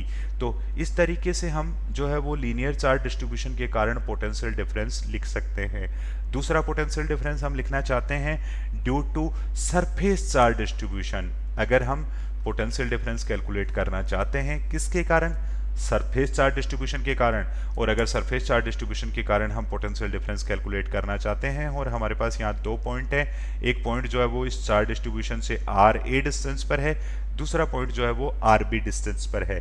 अब एक छोटी सी बात समझना बेटा, हमने एक छोटी सी बात सीखी है कि dv इंटीग्रेशन बराबर या इंटीग्रेशन ऑफ dv बराबर होता है minus of E dot dr। यही होता है। अगर मैं इसको थोड़ा और सिंप्लीफाई करूं और ये कह दूं कि इफ ई इज कांस्टेंट, अगर इलेक्ट्रिक फील्ड कांस्टेंट है तो ई को हम बाहर निकाल सकते हैं, तो डीवी का इंटीग्रेशन बराबर आ जाएगा minus E integration of D R. DV का इंटीग्रेशन करूंगा तो ये बनेगा delta V change in potential बराबर minus E into D R का इंटीग्रेशन करूंगा तो ये बनेगा डेल्टा आर ऑब्वियसली, और डॉट डेल्टा आर लिखते हैं हम लोग हमेशा और हमेशा। जब डॉट प्रोडक्ट की बात करेंगे हम लोग तो डॉट प्रोडक्ट में हम हमेशा और हमेशा पैरेलल क्वांटिटीज को मल्टीप्लाई कर रहे होते हैं या पैरेलल कंपोनेंट को मल्टीप्लाई करेंगे। तो यहाँ पर हमारे पास चेंज इन पोटेंशियल जो लिखा जाएगा वो लिखा जाएगा minus electric field into delta R. Delta R is parallel displacement to the electric field. Dot product के केस में हम आर पैरेलल कंसीडर करेंगे। इलेक्ट्रिक फील्ड के पैरेलल जो डिस्टेंस होती है उसी के कारण पोटेंशियल डिफरेंस जनरेट होता है। कभी भी इलेक्ट्रिक फील्ड के परपेंडिकुलर डिस्टेंस के कारण पोटेंशियल डिफरेंस जनरेट नहीं होगा। अगर मैं ये दो पॉइंट हैं, इन दोनों पॉइंट्स के बारे में बात करूं तो इलेक्ट्रिक फील्ड यहाँ पर इस डायरेक्शन में है। इलेक्ट्रिक फील्ड हमेशा और हमेशा high potential to low potential होता है। तो ऐसे केस में इन दोनों पॉइंट्स के बीच में अगर पोटेंशियल डिफरेंस लिखेंगे V A minus V B, तो V A minus V B में ए जो है वो क्या होगा, ए जो है वो हाई पोटेंशियल होगा और बी जो है वो लो पोटेंशियल होगा। मतलब ये जो पोटेंशियल डिफरेंस आने वाला है ये कैसा आएगा, ये पॉजिटिव आएगा, और ये पॉजिटिव आएगा तो इसकी वैल्यू सीधा लिखेंगे magnitude of E into R parallel. और मैग्नीट्यूड ऑफ ई कितना होता है, अगर बेटा केवल एक ही सरफेस पर चार्ज का डिस्ट्रीब्यूशन हो, एक नॉन कंडक्टिंग जो है वो शीट हो, तो उसके कारण इलेक्ट्रिक फील्ड होता है सिग्मा अपॉन 2 एप्सिलॉन नॉट। तो अपने पास V A minus V B बराबर आया sigma upon 2 epsilon naught into parallel distance आ गई आर। ऐसे केस में पोटेंशियल डिफरेंस बन गया sigma upon 2 epsilon naught into small R. अब हम यहाँ एक छोटी सी चीज सीख चुके हैं कि अगर हमें कभी भी पोटेंशियल डिफरेंस लिखना हो due to surface charge distribution, अब सरफेस चार्ज डिस्ट्रीब्यूशन में भी हमने सबसे पहले किसकी बात करी है, नॉन कंडक्टिंग सीट की बात करी है, नॉन कंडक्टिंग लार्ज सीट की बात करी है। इसी के एक पार्ट में और अगर हम बात करें तो हम लोग बोलते हैं potential difference between 2 points near to a conducting long surface charge distribution,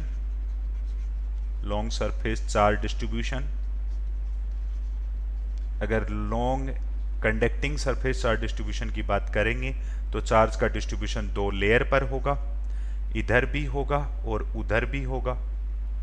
ऐसे केस में अगर यहाँ इलेक्ट्रिक फील्ड को हम लिखेंगे तो इलेक्ट्रिक फील्ड E बराबर आएगा सिग्मा अपॉन एप्सिलॉन नॉट। और ऐसे केस में 2 पॉइंट के बीच में पोटेंशियल डिफरेंस लिखेंगे। अगर यहाँ पर A पॉइंट है और यहाँ कहीं B पॉइंट है, A पॉइंट इलेक्ट्रिक फील्ड के डायरेक्शन में पहले आया तो इलेक्ट्रिक फील्ड हमेशा और हमेशा high potential to low potential होता है। तो VA माइनस VB की वैल्यू क्या आएगी, यह आएगा बेटा E into R parallel. E की वैल्यू कितनी, सिग्मा अपॉन एप्सिलॉन नॉट, और आर पैरेलल कितना, R। तो वास्तव में यहाँ 2 पॉइंट के लिए जो पोटेंशियल डिफरेंस आता है वो लिखा जाता है sigma upon epsilon naught into R. तो चलो जी आगे बढ़ते हैं अगले पॉइंट पर। अगला पॉइंट में कहता है कि relation between electric field and potential. देखो बेटा ये रिलेशन हम अभी सीख चुके हैं, दोबारा से एक बार और देख लेते हैं कि वर्क डन जो होता है वो हमेशा और हमेशा लिखा जाता है, या वर्क डन जो है किसके लिए, एक्सटर्नल फोर्स के लिए। W एक्सटर्नल DW एक्सटर्नल जो है वो कितना होता है, वो होता है minus of F electrostatic dot DR। और एक्सटर्नल फोर्स का जो वर्क डन है वो किसके इक्वल होता है, चेंज इन पोटेंशियल एनर्जी के इक्वल होता है। तो ये DU के इक्वल है, बराबर आ गया माइनस FE डॉट DR। अच्छा इलेक्ट्रोस्टैटिक फोर्स को क्या लिख सकते हैं, इलेक्ट्रोस्टैटिक फोर्स को हम लोग लिख सकते हैं minus of Q into E dot DR। अब यहाँ से Q को अगर डिवाइड में ले जाएंगे तो dV या du divide by Q that must be equal to E dot DR, यही बनेगा। जब आप इस du बाई Q को लिखेंगे तो ये बन जाएगा dV, तो dV बराबर आता है minus of E dot DR। और इसको जब आप सिंप्लीफाई करते हैं तो electric field is equal to आता है minus of dV by DR। Electric field is always equal to negative of potential gradient. तो E बराबर होता है नेगेटिव ऑफ पोटेंशियल ग्रेडियंट। देखो बेटा जब भी कभी आपके पास किसके रेस्पेक्ट में जो है वो डिफरेंशिएशन करा जाए, टाइम के रेस्पेक्ट में डिफरेंशिएशन करा जाए, टाइम के रेस्पेक्ट में जब भी डिफरेंशिएशन किया जाता है तो वो जो डिफरेंशिएशन है वो हमेशा और हमेशा रेट ऑफ चेंज को बताता है। रेट जो है वो हमेशा और हमेशा बाय डिफॉल्ट ही टाइम के रेस्पेक्ट में होती है, लेकिन जब पोजीशन के रेस्पेक्ट में डिफरेंशिएशन किया जाता है तो वो ग्रेडियंट को बताता है। ग्रेडियंट हमेशा और हमेशा विद रेस्पेक्ट टू पोजीशन जो है वो होता है। अगर किसी भी क्वांटिटी में पोजीशन के रेस्पेक्ट में चेंज आ रहा है तो वो उस क्वांटिटी के लिए ग्रेडियंट डिफाइन करता है, और किसी क्वांटिटी में जो है वो टाइम के रेस्पेक्ट में चेंज आ रहा है तो वो उसकी रेट ऑफ चेंज को इंडिकेट करता है। अगर इलेक्ट्रिक फील्ड ई को हम लिखना चाहते हैं तो इलेक्ट्रिक फील्ड ई बराबर लिखा जाता है minus of del V del by del X. देखो बेटा, अगर हमारे पास पोटेंशियल जो है वो as a function of X Y Z तीनों का फंक्शन दे रखा हो, इसका मतलब क्या है? इसका मतलब ये है कि पोटेंशियल एक्स डायरेक्शन के लोंग भी चेंज हो रहा है, पोटेंशियल वाई डायरेक्शन के लोंग भी चेंज हो रहा है, और पोटेंशियल जेड डायरेक्शन के लोंग भी चेंज हो रहा है। तो पोटेंशियल अगर तीनों की तीनों डायरेक्शन के लोंग चेंज हो रहा होगा तो ऐसे केस में क्या होगा? ऐसे केस में एक्स डायरेक्शन में भी इलेक्ट्रिक फील्ड प्रेजेंट होगा, वाई डायरेक्शन में भी इलेक्ट्रिक फील्ड प्रेजेंट होगा, और जेड डायरेक्शन में भी इलेक्ट्रिक फील्ड प्रेजेंट होगा। अगर एक्स डायरेक्शन में इलेक्ट्रिक फील्ड को मैं ई एक्स कह दूं और वाई डायरेक्शन में मैं इलेक्ट्रिक फील्ड को ई वाई कह दूं और जेड डायरेक्शन में इलेक्ट्रिक फील्ड को मैं ई जेड कह दूं, तो डेफिनेटली नेट इलेक्ट्रिक फील्ड लिखा जाएगा क्या? ई एक्स आई कैप प्लस ई वाई जे कैप प्लस ई जेड के कैप।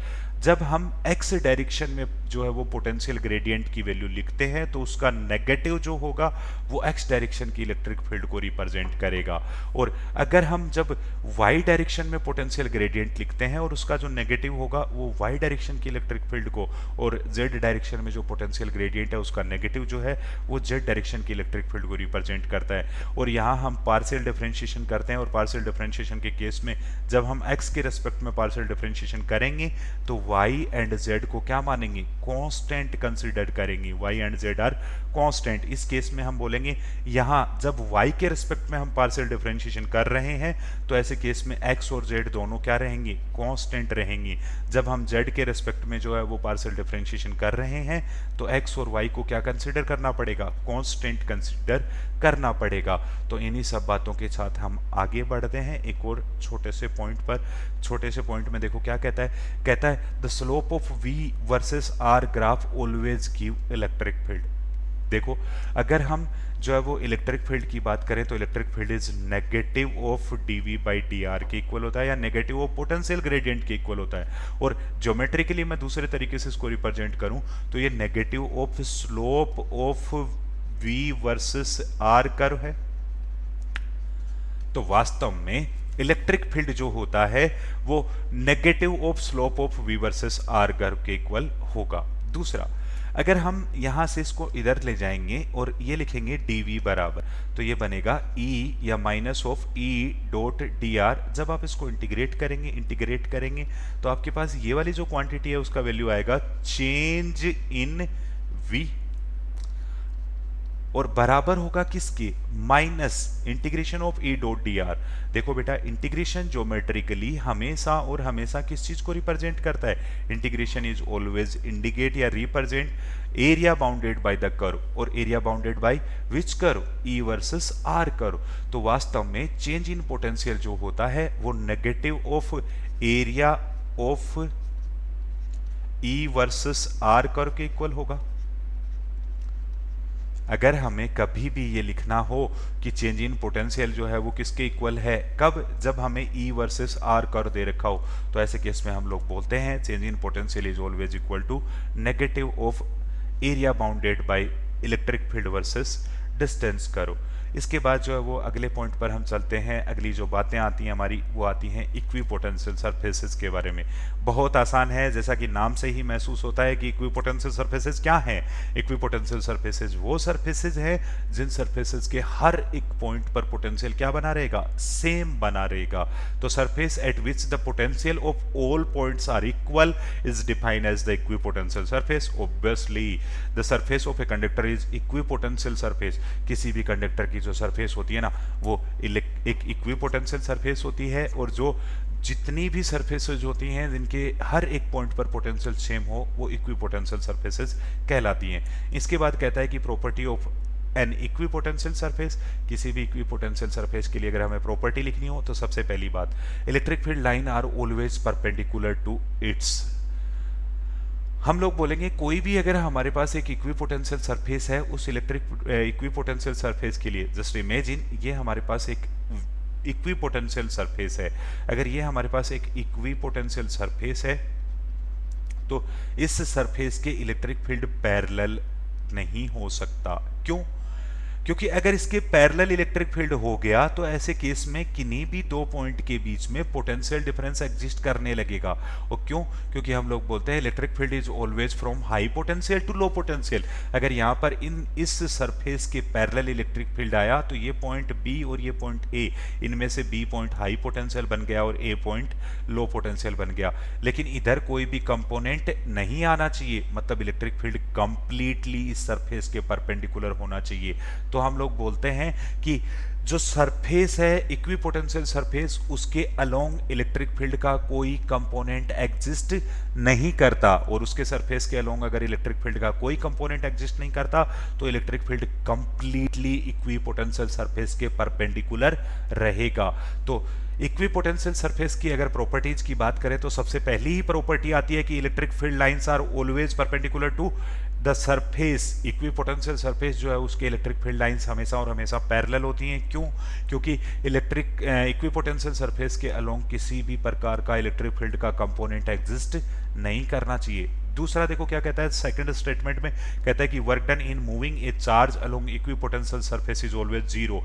अगर बेटा किसी भी एक चार्ज पार्टिकल को हम मूव कराते हैं तो ऐसे केस में उसका जो वर्क डन होता है वो डब्ल्यू एक्सटर्नल बराबर होता है डेल्टा यू के, और डेल्टा यू होता है क्यू इंटू डेल्टा वी के। और अगर दो पॉइंट के बीच में जो पोटेंशियल डिफरेंस है वो जीरो है तो वर्क डन भी जीरो होगा। तो यहाँ हमें यही कहना चाहता है कि अगर हम एक इक्विपोटेंशियल सरफेस पर किसी भी चार्ज को पॉइंट ए से पॉइंट बी लेके जा रहे हैं तो वर्क डन हमेशा जीरो रहेगा।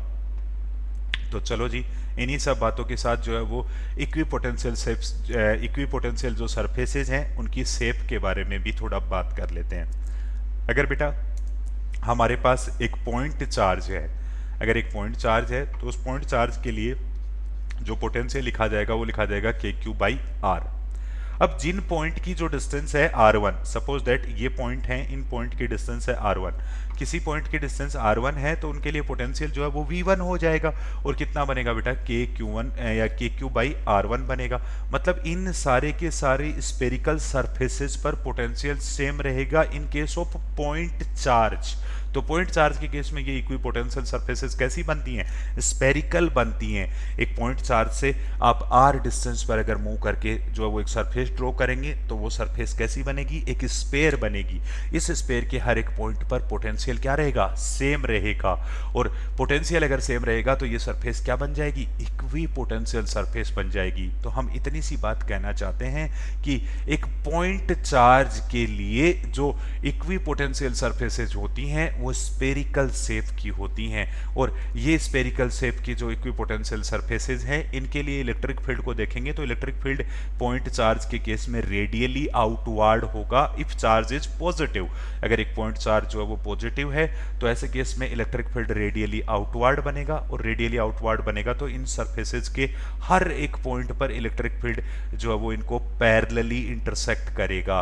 और हम एक बात पहले से ही समझ चुके हैं कि इक्विपोटेंशियल सरफेस के लिए जो अपने पास क्या आता है, इलेक्ट्रिक फील्ड होता है वो हमेशा और हमेशा इक्विपोटेंशियल सरफेस के परपेंडिकुलर होता है। और यहाँ हम देख सकते हैं कि रेडियली आउटवर्ड जनरेट होने वाला जो इलेक्ट्रिक फील्ड है वो इन स्पेरिकल शेप्स के हमेशा और हमेशा परपेंडिकुलर रहेगा। इसके बाद अगर हम इक्विपोटेंशियल सरफेस ड्रॉ करना चाहते हैं फॉर लाइन चार्ज डिस्ट्रीब्यूशन या linear charge distribution, linear charge distribution के लिए जब हम बात करते हैं तो सपोज दैट बेटा हमारे पास ये एक लॉन्ग इनफाइनाइट वायर है और इसके लिए लीनियर चार्ज डेंसिटी लैम्डा है। जब आप इस लीनियर चार्ज डिस्ट्रीब्यूशन के लिए पोटेंशियल देखेंगे तो इन पॉइंट पर पोटेंशियल हमेशा क्या बना रहेगा, सेम। मतलब इस लीनियर चार्ज से जो इक्वी डिस्टेंस पर पॉइंट होंगे उन पर पोटेंशियल सेम रहेगा, उन पर पोटेंशियल सेम रहेगा तो वो जो इक्वी डिस्टेंस पर जो पॉइंट्स हैं उनको अगर हम कंबाइन करेंगे तो किस तरीके की शेप बनेगी, इस वायर के चारों तरफ ऐसे सिलेंड्रिकल शेप फॉर्म होंगी। तो हम लोग बोलते हैं लाइन चार्ज डिस्ट्रीब्यूशन है, उसके लिए जो इक्वी पोटेंशियल सरफेसेज होती हैं वो सिलेंड्रिकल होती हैं। इलेक्ट्रिक फील्ड यहाँ पर जो होता है वो perpendicular to the length of wire outward, radially outward होता है। यहाँ भी इलेक्ट्रिक फील्ड जो है वो इस तरीके से आउटवर्ड होगा। ये इन सारी की सारी सरफेसेज की क्या रहेगा, परपेंडिकुलर रहेगा। तो लीनियर चार्ज डिस्ट्रीब्यूशन के लिए या लाइन चार्ज डिस्ट्रीब्यूशन के लिए जो इक्विपोटेंशियल सरफेसेज बनती हैं वो कैसी बनती हैं, लाइन चार्ज डिस्ट्रीब्यूशन के लिए इक्विपोटेंशियल सरफेसेज जो है वो सिलेंड्रिकल फॉर्म में बनती हैं। इसके बाद हम बात करते हैं सीट्स के लिए। अगर हमारे पास कोई एक सीट है तो उसके केस में इक्विपोटेंशियल सरफेसेज कैसी बनेंगी। अगर हमारे पास बेटा ये एक कोई सीट है, ये हो सकता है कंडक्टिंग हो सकता है ये नॉन कंडक्टिंग हो। जब इलेक्ट्रिक फील्ड की बात करेंगे तो इलेक्ट्रिक फील्ड इससे इस तरीके से होगा, इससे इलेक्ट्रिक फील्ड बाहर की ओर होगा। और जब यहाँ हम जो वो सरफेस ड्रॉ करेंगे तो ये जो सरफेस है वो कैसी सरफेस बनेगी, प्लेनर सरफेस बनेगी।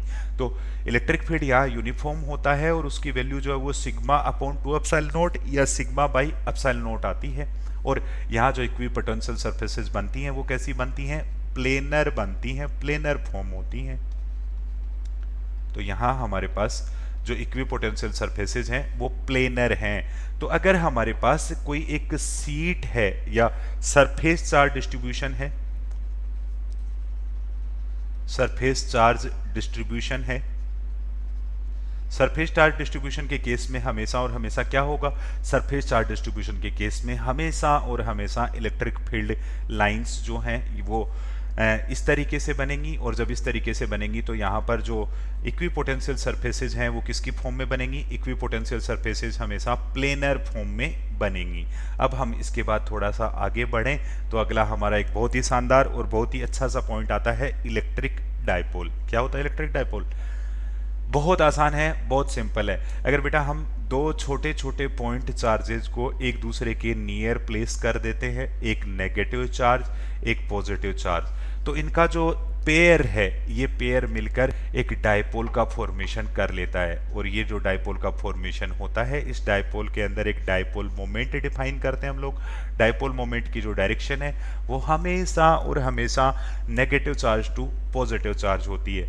और अगर हम यहाँ पर जो डायपोल मोमेंट है उसकी बात करें तो डायपोल मोमेंट हमेशा और हमेशा लिखा जाता है magnitude of charge into the length between them.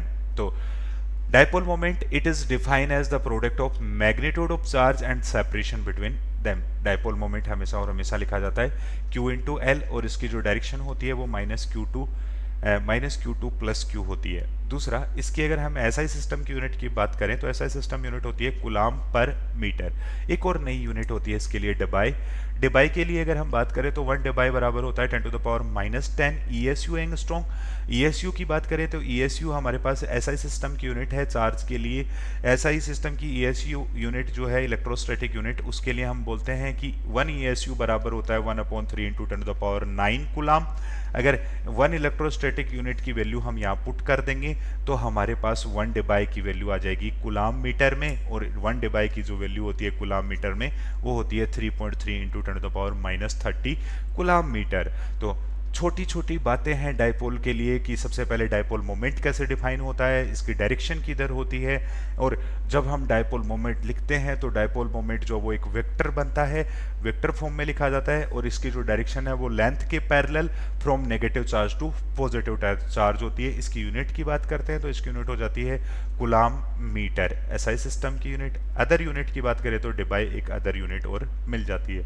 अब देखो बेटा, डायपोल के लिए हम छोटी छोटी कहानी पढ़ते हैं कि डायपोल के लिए इलेक्ट्रिक फील्ड क्या होगा, डायपोल के लिए पोटेंशियल क्या होगा। अच्छा, इलेक्ट्रिक फील्ड कौन से पॉइंट्स पर, इलेक्ट्रिक फील्ड की बात करें तो इलेक्ट्रिक फील्ड डायपोल के लिए दो अलग अलग पॉइंट पर लिखा जाता है। पहला पॉइंट कौन सा, पहला लिखा जाता है एक्सियल पॉइंट पर। दूसरा पॉइंट कौन सा, दूसरा पॉइंट लिखा जाता है इक्वेटोरियल पॉइंट पर। अगर हम एक्सियल पॉइंट पर जो है वो इलेक्ट्रिक फील्ड लिखना चाहते हैं तो जस्ट इमेजिन ये हमारे पास एक डायपोल है जिसमें ये यहाँ वाला जो चार्ज है वो कितना है, ये चार्ज अपने पास है -q। ये वाला जो चार्ज है वो अपने पास -q है, ये वाला चार्ज अपने पास +q है। तो डेफिनेटली डायपोल मोमेंट की जो डायरेक्शन होगी वो ये वाली होगी। और जब हम इसी की एक्सिस पर इन पॉइंट पर यहां हम इलेक्ट्रिक फील्ड लिखना चाहते हैं तो देखो बेटा, सबसे पहली बात, यहां पॉजिटिव के कारण भी इलेक्ट्रिक फील्ड होगा। पॉजिटिव के कारण जो इलेक्ट्रिक फील्ड होता है पॉजिटिव चार्ज के कारण, वो हमेशा अवे फ्रॉम द चार्ज होगा। तो ये तो अपने पास आ गया E1। हाँ जी। दूसरा, नेगेटिव चार्ज के कारण भी इलेक्ट्रिक फील्ड होगा। नेगेटिव चार्ज के कारण इलेक्ट्रिक फील्ड हमेशा और हमेशा टुवर्ड्स द चार्ज होता है, तो नेगेटिव चार्ज के कारण इधर आ गया। पॉइंट चार्ज से r डिस्टेंस पर इलेक्ट्रिक फील्ड का फॉर्मूला लिखा जाता है KQ/R। अगर मैं यहां पर दोनों चार्ज के बीच का सेपरेशन 2L कंसीडर कर लूं, ये लेंथ आ गई L, ये लेंथ आ गई L, ये आ गया सेंटर, तो ऐसे केस में दोनों चार्ज के बीच की अगर डिस्टेंस 2L है तो इनका जो मोमेंट है, ये डायपोल मोमेंट है, उसकी वैल्यू होगी Q इंटू 2L, यही होगी बिल्कुल। दूसरा, सेंटर से अगर ये पॉइंट एक्सियल पॉइंट है वो r डिस्टेंस पर है, तो इसकी पॉजिटिव चार्ज से जो डिस्टेंस बनेगी वो क्या बनेगी, r माइनस एल, और नेगेटिव चार्ज से जो डिस्टेंस बनेगी वो क्या बनेगी, r प्लस एल। तो हमने यहाँ पर जो है वो electric field due to positive charge लिखा, कितना आया बेटा, KQ divide by r minus L का स्क्वायर। और फिर हमने बोला electric field due to negative charge क्या बना, KQ divide by r plus L का स्क्वायर। तो इलेक्ट्रिक फील्ड लिख लिया हमने E1 और E2। नेट इलेक्ट्रिक फील्ड लिखेंगे तो net electric field is simply written as E1 minus E2, that is KQ by r minus L square minus of KQ by r plus L square. जब आप इसे simplify करते हैं तो electric field हमारे पास आ जाता है E बराबर 2kp बाई r क्यूब। तो इलेक्ट्रिक फील्ड अगर वेक्टर फॉर्म में भी लिखते हैं तो ये वैल्यू बनती है 2kp by r cube. P के पैरेलल इलेक्ट्रिक फील्ड की डायरेक्शन होती है। तो एक्सियल पॉइंट पर इलेक्ट्रिक फील्ड पैरेलल होता है डायपोल मोमेंट के, इसकी डायरेक्शन उधर ही होगी जिधर डायपोल मोमेंट की डायरेक्शन है। तो electric field due to a dipole on its axial point is always written as 2kp by r cube and its direction is always parallel to the dipole moment। अब अगर हम equatorial point पर electric field calculate करना चाहें तो equatorial point वो point है जो इसकी मिड पॉइंट से पास होने वाली परपेंडिकुलर लाइन पर लाई करते हैं। इन पॉइंट पर अगर हम इलेक्ट्रिक फील्ड लिखना चाहेंगे तो नेगेटिव के कारण जो है वो टुवर्ड्स द चार्ज इधर की तरफ बनेगी, पॉजिटिव के कारण अवे फ्रॉम द चार्ज इधर की तरफ बनेगी। ये वाला एंगल थीटा या ये वाला एंगल थीटा था तो ये एंगल भी थीटा बन गया, these are vertically opposite angle. अब E2 का एक कंपोनेंट इधर भी आएगा और E2 का एक कंपोनेंट इधर भी आएगा, E1 का एक कंपोनेंट इधर भी आएगा और E1 का एक कंपोनेंट इधर भी आएगा। ये जो ऊपर वाले कंपोनेंट हैं एक दूसरे से कैंसिल आउट हो जाएंगे। क्यों?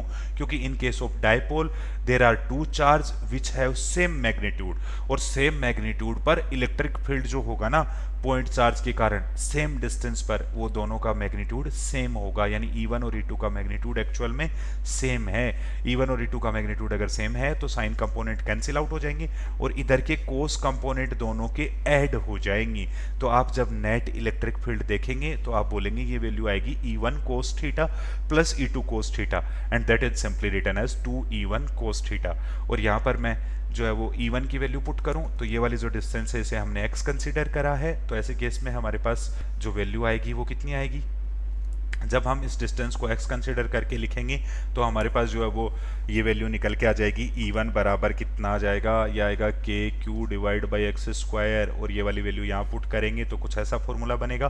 कोस थीटा की बात करते हैं तो cos theta is simply written as base upon hypotenuse, वहाँ से हम इसको सिंप्लीफाई करके लिख दिया।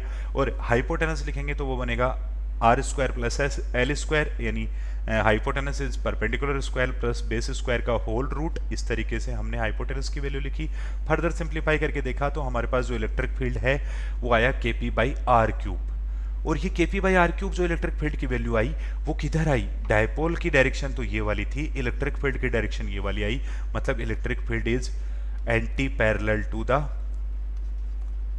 Dipole moment, anti parallel to P vector. तो इस केस में इक्वेटोरियल पॉइंट्स पर जो हमारे पास क्या होता है, इलेक्ट्रिक फील्ड होता है वो डायपोल मोमेंट के एंटी पैरेलल होता है। अगर अब हम जो है वो हमारी बातों को और आगे बढ़ाएं, अगले पॉइंट्स पर चले तो किसी जनरल पॉइंट पर देखो, हमने जो दो कॉमन पॉइंट्स के बारे में तो जो है वो इलेक्ट्रिक फील्ड लिखना सीख लिया। पहले हमने एक्सियल पॉइंट पर लिखना सीखा, फिर इक्वेटोरियल पॉइंट पर लिखना सीखा। अब हम एक जनरल पॉइंट पर बात करना चाह रहे हैं। जनरल पॉइंट पर अगर हम इलेक्ट्रिक फील्ड लिखना चाहेंगे तो बहुत आसान है, सिंपल सा एक कंसेप्ट आपको यूज करना है। वो कंसेप्ट क्या है, डायपोल जो होता है वो ये उसका जो मोमेंट होता है, डाइपोल मोमेंट जो होता है वो एक वेक्टर होता है, और वो जो वेक्टर है उस वेक्टर को दो कंपोनेंट में ब्रेक करना है इन केस ऑफ जनरल पॉइंट। तो जनरल पॉइंट पर अगर हमें क्या लिखना हो, जनरल पॉइंट पर अगर हमें इलेक्ट्रिक फील्ड लिखना हो तो हमने एक डाइपोल को इस तरीके से ओरिजिन पर प्लेस कर दिया, और हमने बोला ये जो जनरल पॉइंट है वो ओरिजिन से r डिस्टेंस पर है और x एक्सिस के साथ थीटा एंगल बना रहा है। तो ऐसे केस में हम क्या करेंगे, ऐसे केस में हम सबसे पहले तो इस डाइपोल P के दो कंपोनेंट करेंगे, एक कंपोनेंट इधर आएगा पैरेलल, एक कंपोनेंट इसके परपेंडिकुलर आएगा। बिल्कुल, तो हम सबसे पहले जो है वो इस लाइन के पैरेलल, जो अपने पास जनरल लाइन है उस लाइन के पैरेलल एक कंपोनेंट करेंगे तो P का P cos थीटा बन जाएगा, और एक जो है वो इसके परपेंडिकुलर कंपोनेंट करेंगे तो ये P sin थीटा बन जाएगा। अब देखो बेटा, P sin थीटा के लिए ये जो जनरल पॉइंट है वो इक्वेटोरियल पॉइंट बना, और P cos थीटा के लिए ये जनरल पॉइंट जो है वो एक्सियल पॉइंट बना। तो एक्सियल पॉइंट पर जो इलेक्ट्रिक फील्ड होगा यानी E पैरेलल, वो क्या लिखा जाएगा, वो लिखा जाएगा 2kp by cos theta. Axial point वाला फॉर्मूला यूज करके लिखा, तो P कोस थीटा वाले के लिए तो हमारे पास जो इलेक्ट्रिक फील्ड आ गया E पैरेलल वो कितना आ गया, 2kp cos theta divide by r cube. और जो अपने पास P साइन थीटा है उसके लिए हमारे पास जो है वो इक्वेटोरियल पोजीशन थी, तो इक्वेटोरियल पोजीशन पर जो इलेक्ट्रिक फील्ड आ गया वो कितना आ गया बेटा, अपोजिट टू P। P तो नीचे की तरफ था, इसकी डायरेक्शन आ गई ऊपर की ओर, तो ये वैल्यू आ गई अपने पास kp sine theta by r cube, ये इक्वेटोरियल पॉइंट पर आ गया। नेट इलेक्ट्रिक फील्ड लिखेंगे तो इसका और इसका रिजल्टेंट लिखना पड़ेगा, दोनों एक दूसरे से कितने एंगल पर हैं, 90 डिग्री एंगल पर हैं, और दोनों जब एक दूसरे से 90 डिग्री एंगल पर हैं तो इनका जो रिजल्टेंट लिखा जाएगा E नेट बराबर क्या बनेगा, E पैरेलल का स्क्वायर प्लस E परपेंडिकुलर का स्क्वायर। सोल्व करके आप इसे देखेंगे तो आपके पास वैल्यू निकल के आएगी kp by r cube into under root of 1 plus 3 cos theta. तो net electric field due to a dipole at its general point, the point which is situated at a distance r and form an angle of theta with the P। मतलब हमारे पास जो r vector है वो अगर P के साथ theta angle form कर रहा है तो ऐसे केस में हमारे पास जो इस जनरल पॉइंट पर इलेक्ट्रिक फील्ड होगा वो क्या होगा, kp by r cube into under root of 1 plus 3 cos square theta होगा। और यहाँ पर जो दोनों नेट इलेक्ट्रिक फील्ड है उनके बीच में अगर आप एंगल लिखना चाहेंगे तो वो वास्तव में E perpendicular divide by E parallel के इक्वल होगा, that is half of tan theta के इक्वल होगा कि नेट इलेक्ट्रिक फील्ड जो है वो पैरेलल वाले से कितना एंगल फॉर्म करेगा। तो ये कुछ बेसिक बातें हैं electric field due to dipole से रिगार्डिंग। अब हम आगे बढ़ते हैं, हमारी बातों को आगे बढ़ाते हैं। अगला हमारा पॉइंट आता है electric potential due to a dipole. अगर एक डाइपोल के कारण आपको इलेक्ट्रिक पोटेंशियल लिखना हो तो कैसे लिखेंगे। वापस से हम वही दो छोटे छोटे पॉइंट कंसीडर करके चलेंगे। सबसे पहला पॉइंट हम ले लेंगे इसकी एक्सिस पर, दूसरा पॉइंट हम ले लेंगे इसके इक्वेटर पर। तो एक्सियल पॉइंट के लिए अगर हमें क्या लिखना हो, पोटेंशियल लिखना हो तो कैसे लिखेंगे। एक्सियल पॉइंट के लिए पोटेंशियल लिखने के लिए हमने सबसे पहले बोला ये हमारे पास एक डाइपोल है और इस डाइपोल में ये नेगेटिव चार्ज है, ये पॉजिटिव चार्ज है, इसके डाइपोल मोमेंट की डायरेक्शन इधर है, इसके बीच की जो डिस्टेंस है या दोनों जो चार्जेस हैं उनके बीच की डिस्टेंस L और L2L है, और सेंटर से एक पॉइंट है इसकी एक्सिस पर जिसकी डिस्टेंस x है, वो पॉइंट P है, और उस पॉइंट P पर हमें क्या कैलकुलेट करना है, उस पॉइंट P पर हमें नेट पोटेंशियल कैलकुलेट करना है। और इस डिस्टेंस को अगर मैं r कंसीडर करूंगा, x की जगह r लिखूंगा, तो ये वाली जो डिस्टेंस है वो क्या बनेगी बेटा, r माइनस एल, और यहां से जो डिस्टेंस बनेगी वो क्या बनेगी, पूरी की पूरी ये बनेगी r प्लस एल।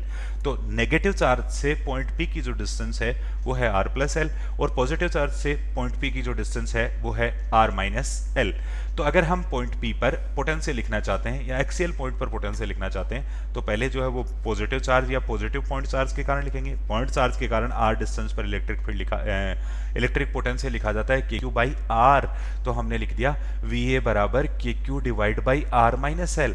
और फिर हमने जो है वो नेगेटिव चार्ज के कारण लिखा, तो नेगेटिव चार्ज के कारण आ गया minus kq divide by r plus L, और दोनों को ऐड करा तो नेट पोटेंशियल मिलेगा। और जब आप नेट पोटेंशियल को सोल्व करेंगे तो इस नेट पोटेंशियल की जो वैल्यू बनेगी बेटा एक्सियल पॉइंट पर वो कितनी बनेगी, kp बाई r स्क्वायर। तो एक्सियल पॉइंट पर जो पोटेंशियल होता है वो kp बाई r स्क्वायर होता है, डिस्टेंस के स्क्वायर के इनवर्सली प्रोपोर्शनल होता है। जैसे जैसे सेंटर से हम दूर जाते जाएंगे वैसे वैसे पोटेंशियल डिक्रीज करता जाएगा। इन सब छोटी छोटी बातों को आप अपने दिमाग में सेट करते चलें। अब हम बात करते हैं इक्वेटोरियल पॉइंट की।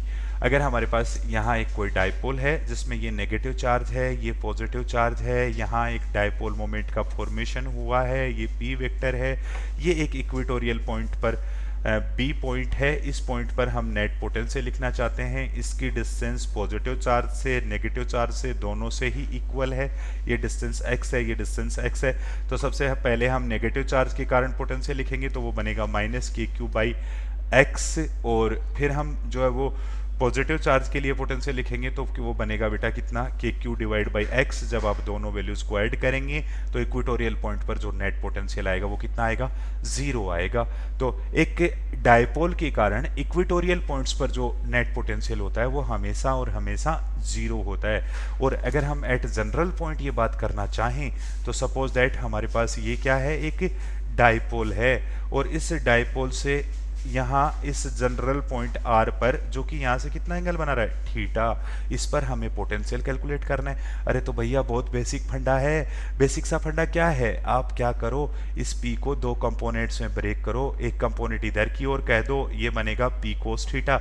एक कंपोनेंट इसका इधर की ओर कह दो, ये बनेगा क्या, P sin theta. P cos theta के लिए ये पॉइंट जो है वो कौन सा पॉइंट है, एक्सियल है, और P sin थीटा के लिए पॉइंट कौन सा है, इक्वेटोरियल है। तो हमने बेसिक सा इस डायपोल को दो कंपोनेंट में ब्रेक करा। दोनों कंपोनेंट में ब्रेक करने के बाद हम बोलेंगे P cos थीटा के लिए एक्सियल पॉइंट है तो इसके कारण तो पोटेंशियल होगा, लेकिन P sin थीटा के लिए इक्वेटोरियल पॉइंट है, इसके कारण कोई पोटेंशियल नहीं होगा। P cos थीटा के कारण कितना होगा, kp/r²। तो kp cos theta by r² plus 0। जब आप इसको सिंप्लीफाई करते हैं तो आपके पास एक्चुअल में जो वैल्यू आती है वो आती है vp, किसी भी पॉइंट पर, जनरल पॉइंट पर जो पोटेंशियल आता है वो आता है kp cos theta divide by r²। अगर हम यहाँ पर जो है वो एक r से इसको ऊपर नीचे मल्टीप्लाई करके वेक्टर फॉर्म में लिखना चाहें तो ऐसा भी लिख सकते हैं vp बराबर kp r cos theta upon r³। अब cos थीटा को रिमूव करना है तो ऐसे केस में लिखूंगा कि vp बराबर आएगा k into P vector dot r vector divide by r³। तो cos थीटा को अगर हटाना है तो डॉट प्रोडक्ट की फॉर्म में भी इसे लिखा जा सकता है। तो p पॉइंट पर जो पोटेंशियल होगा वो होगा k p vector divide dot r vector upon r³। तो ये छोटी छोटी बेसिक बातें हैं एक डायपोल के बारे में, कि डायपोल के कारण इलेक्ट्रिक पोटेंशियल कैसे लिखा जाता है, डायपोल के कारण इलेक्ट्रिक फील्ड कैसे लिखा जाता है। इन सब बातों के साथ जो है वो हम इस छोटे छोटे पॉइंट को ख़त्म करते हैं, फिनिश करते हैं। अब एक डायपोल के कारण पोटेंशियल और इलेक्ट्रिक फील्ड हमने लिखना सीख लिया। अब अगर एक डायपोल को हम एक्सटर्नल इलेक्ट्रिक फील्ड में प्लेस कर देंगे तो डायपोल पर क्या होगा, क्या डायपोल पर फोर्स लगेगा? अगर फोर्स लगेगा तो कितना लगेगा, क्यों लगेगा फोर्स? क्योंकि बेटा एक डायपोल जो होता है उसके पास नेगेटिव चार्ज भी है, पॉजिटिव चार्ज भी है। जब पॉजिटिव चार्ज को इलेक्ट्रिक फील्ड में प्लेस किया जाता है तो उस पॉजिटिव चार्ज पर इलेक्ट्रिक फील्ड के अलोंग फोर्स लगेगा Q/E, और जब नेगेटिव चार्ज को इलेक्ट्रिक फील्ड में प्लेस किया जाता है तो ऐसे केस में उस नेगेटिव चार्ज पर इलेक्ट्रिक फील्ड के कारण फोर्स लगेगा -Q/E, that is opposite to the electric field. जैसा कि आपको डायग्राम में रिप्रेजेंट करा गया है कि आपके पास यहाँ पर एक डायपोल है और इस डायपोल के दोनों चार्ज में एक चार्ज +Q, एक -Q, uniform external electric field E, तो इधर की तरफ फोर्स लगा QE, इधर की तरफ -QE, opposite to the electric field force लगा। अगर ये फोर्स की बात करूं तो ये I में है तो ये -I में है, और नेट फोर्स जब आप देखेंगे तो नेट फोर्स कितना आएगा, 0 आएगा। तो छोटी सी बात है, ध्यान से समझेंगे, अच्छे से अपने दिमाग में सेट करेंगे कि अगर एक यूनिफॉर्म इलेक्ट्रिक फील्ड के अंदर एक डायपोल को प्लेस किया जाता है तो उस डायपोल पर नेट इलेक्ट्रोस्टैटिक फोर्स हमेशा 0 बना रहेगा।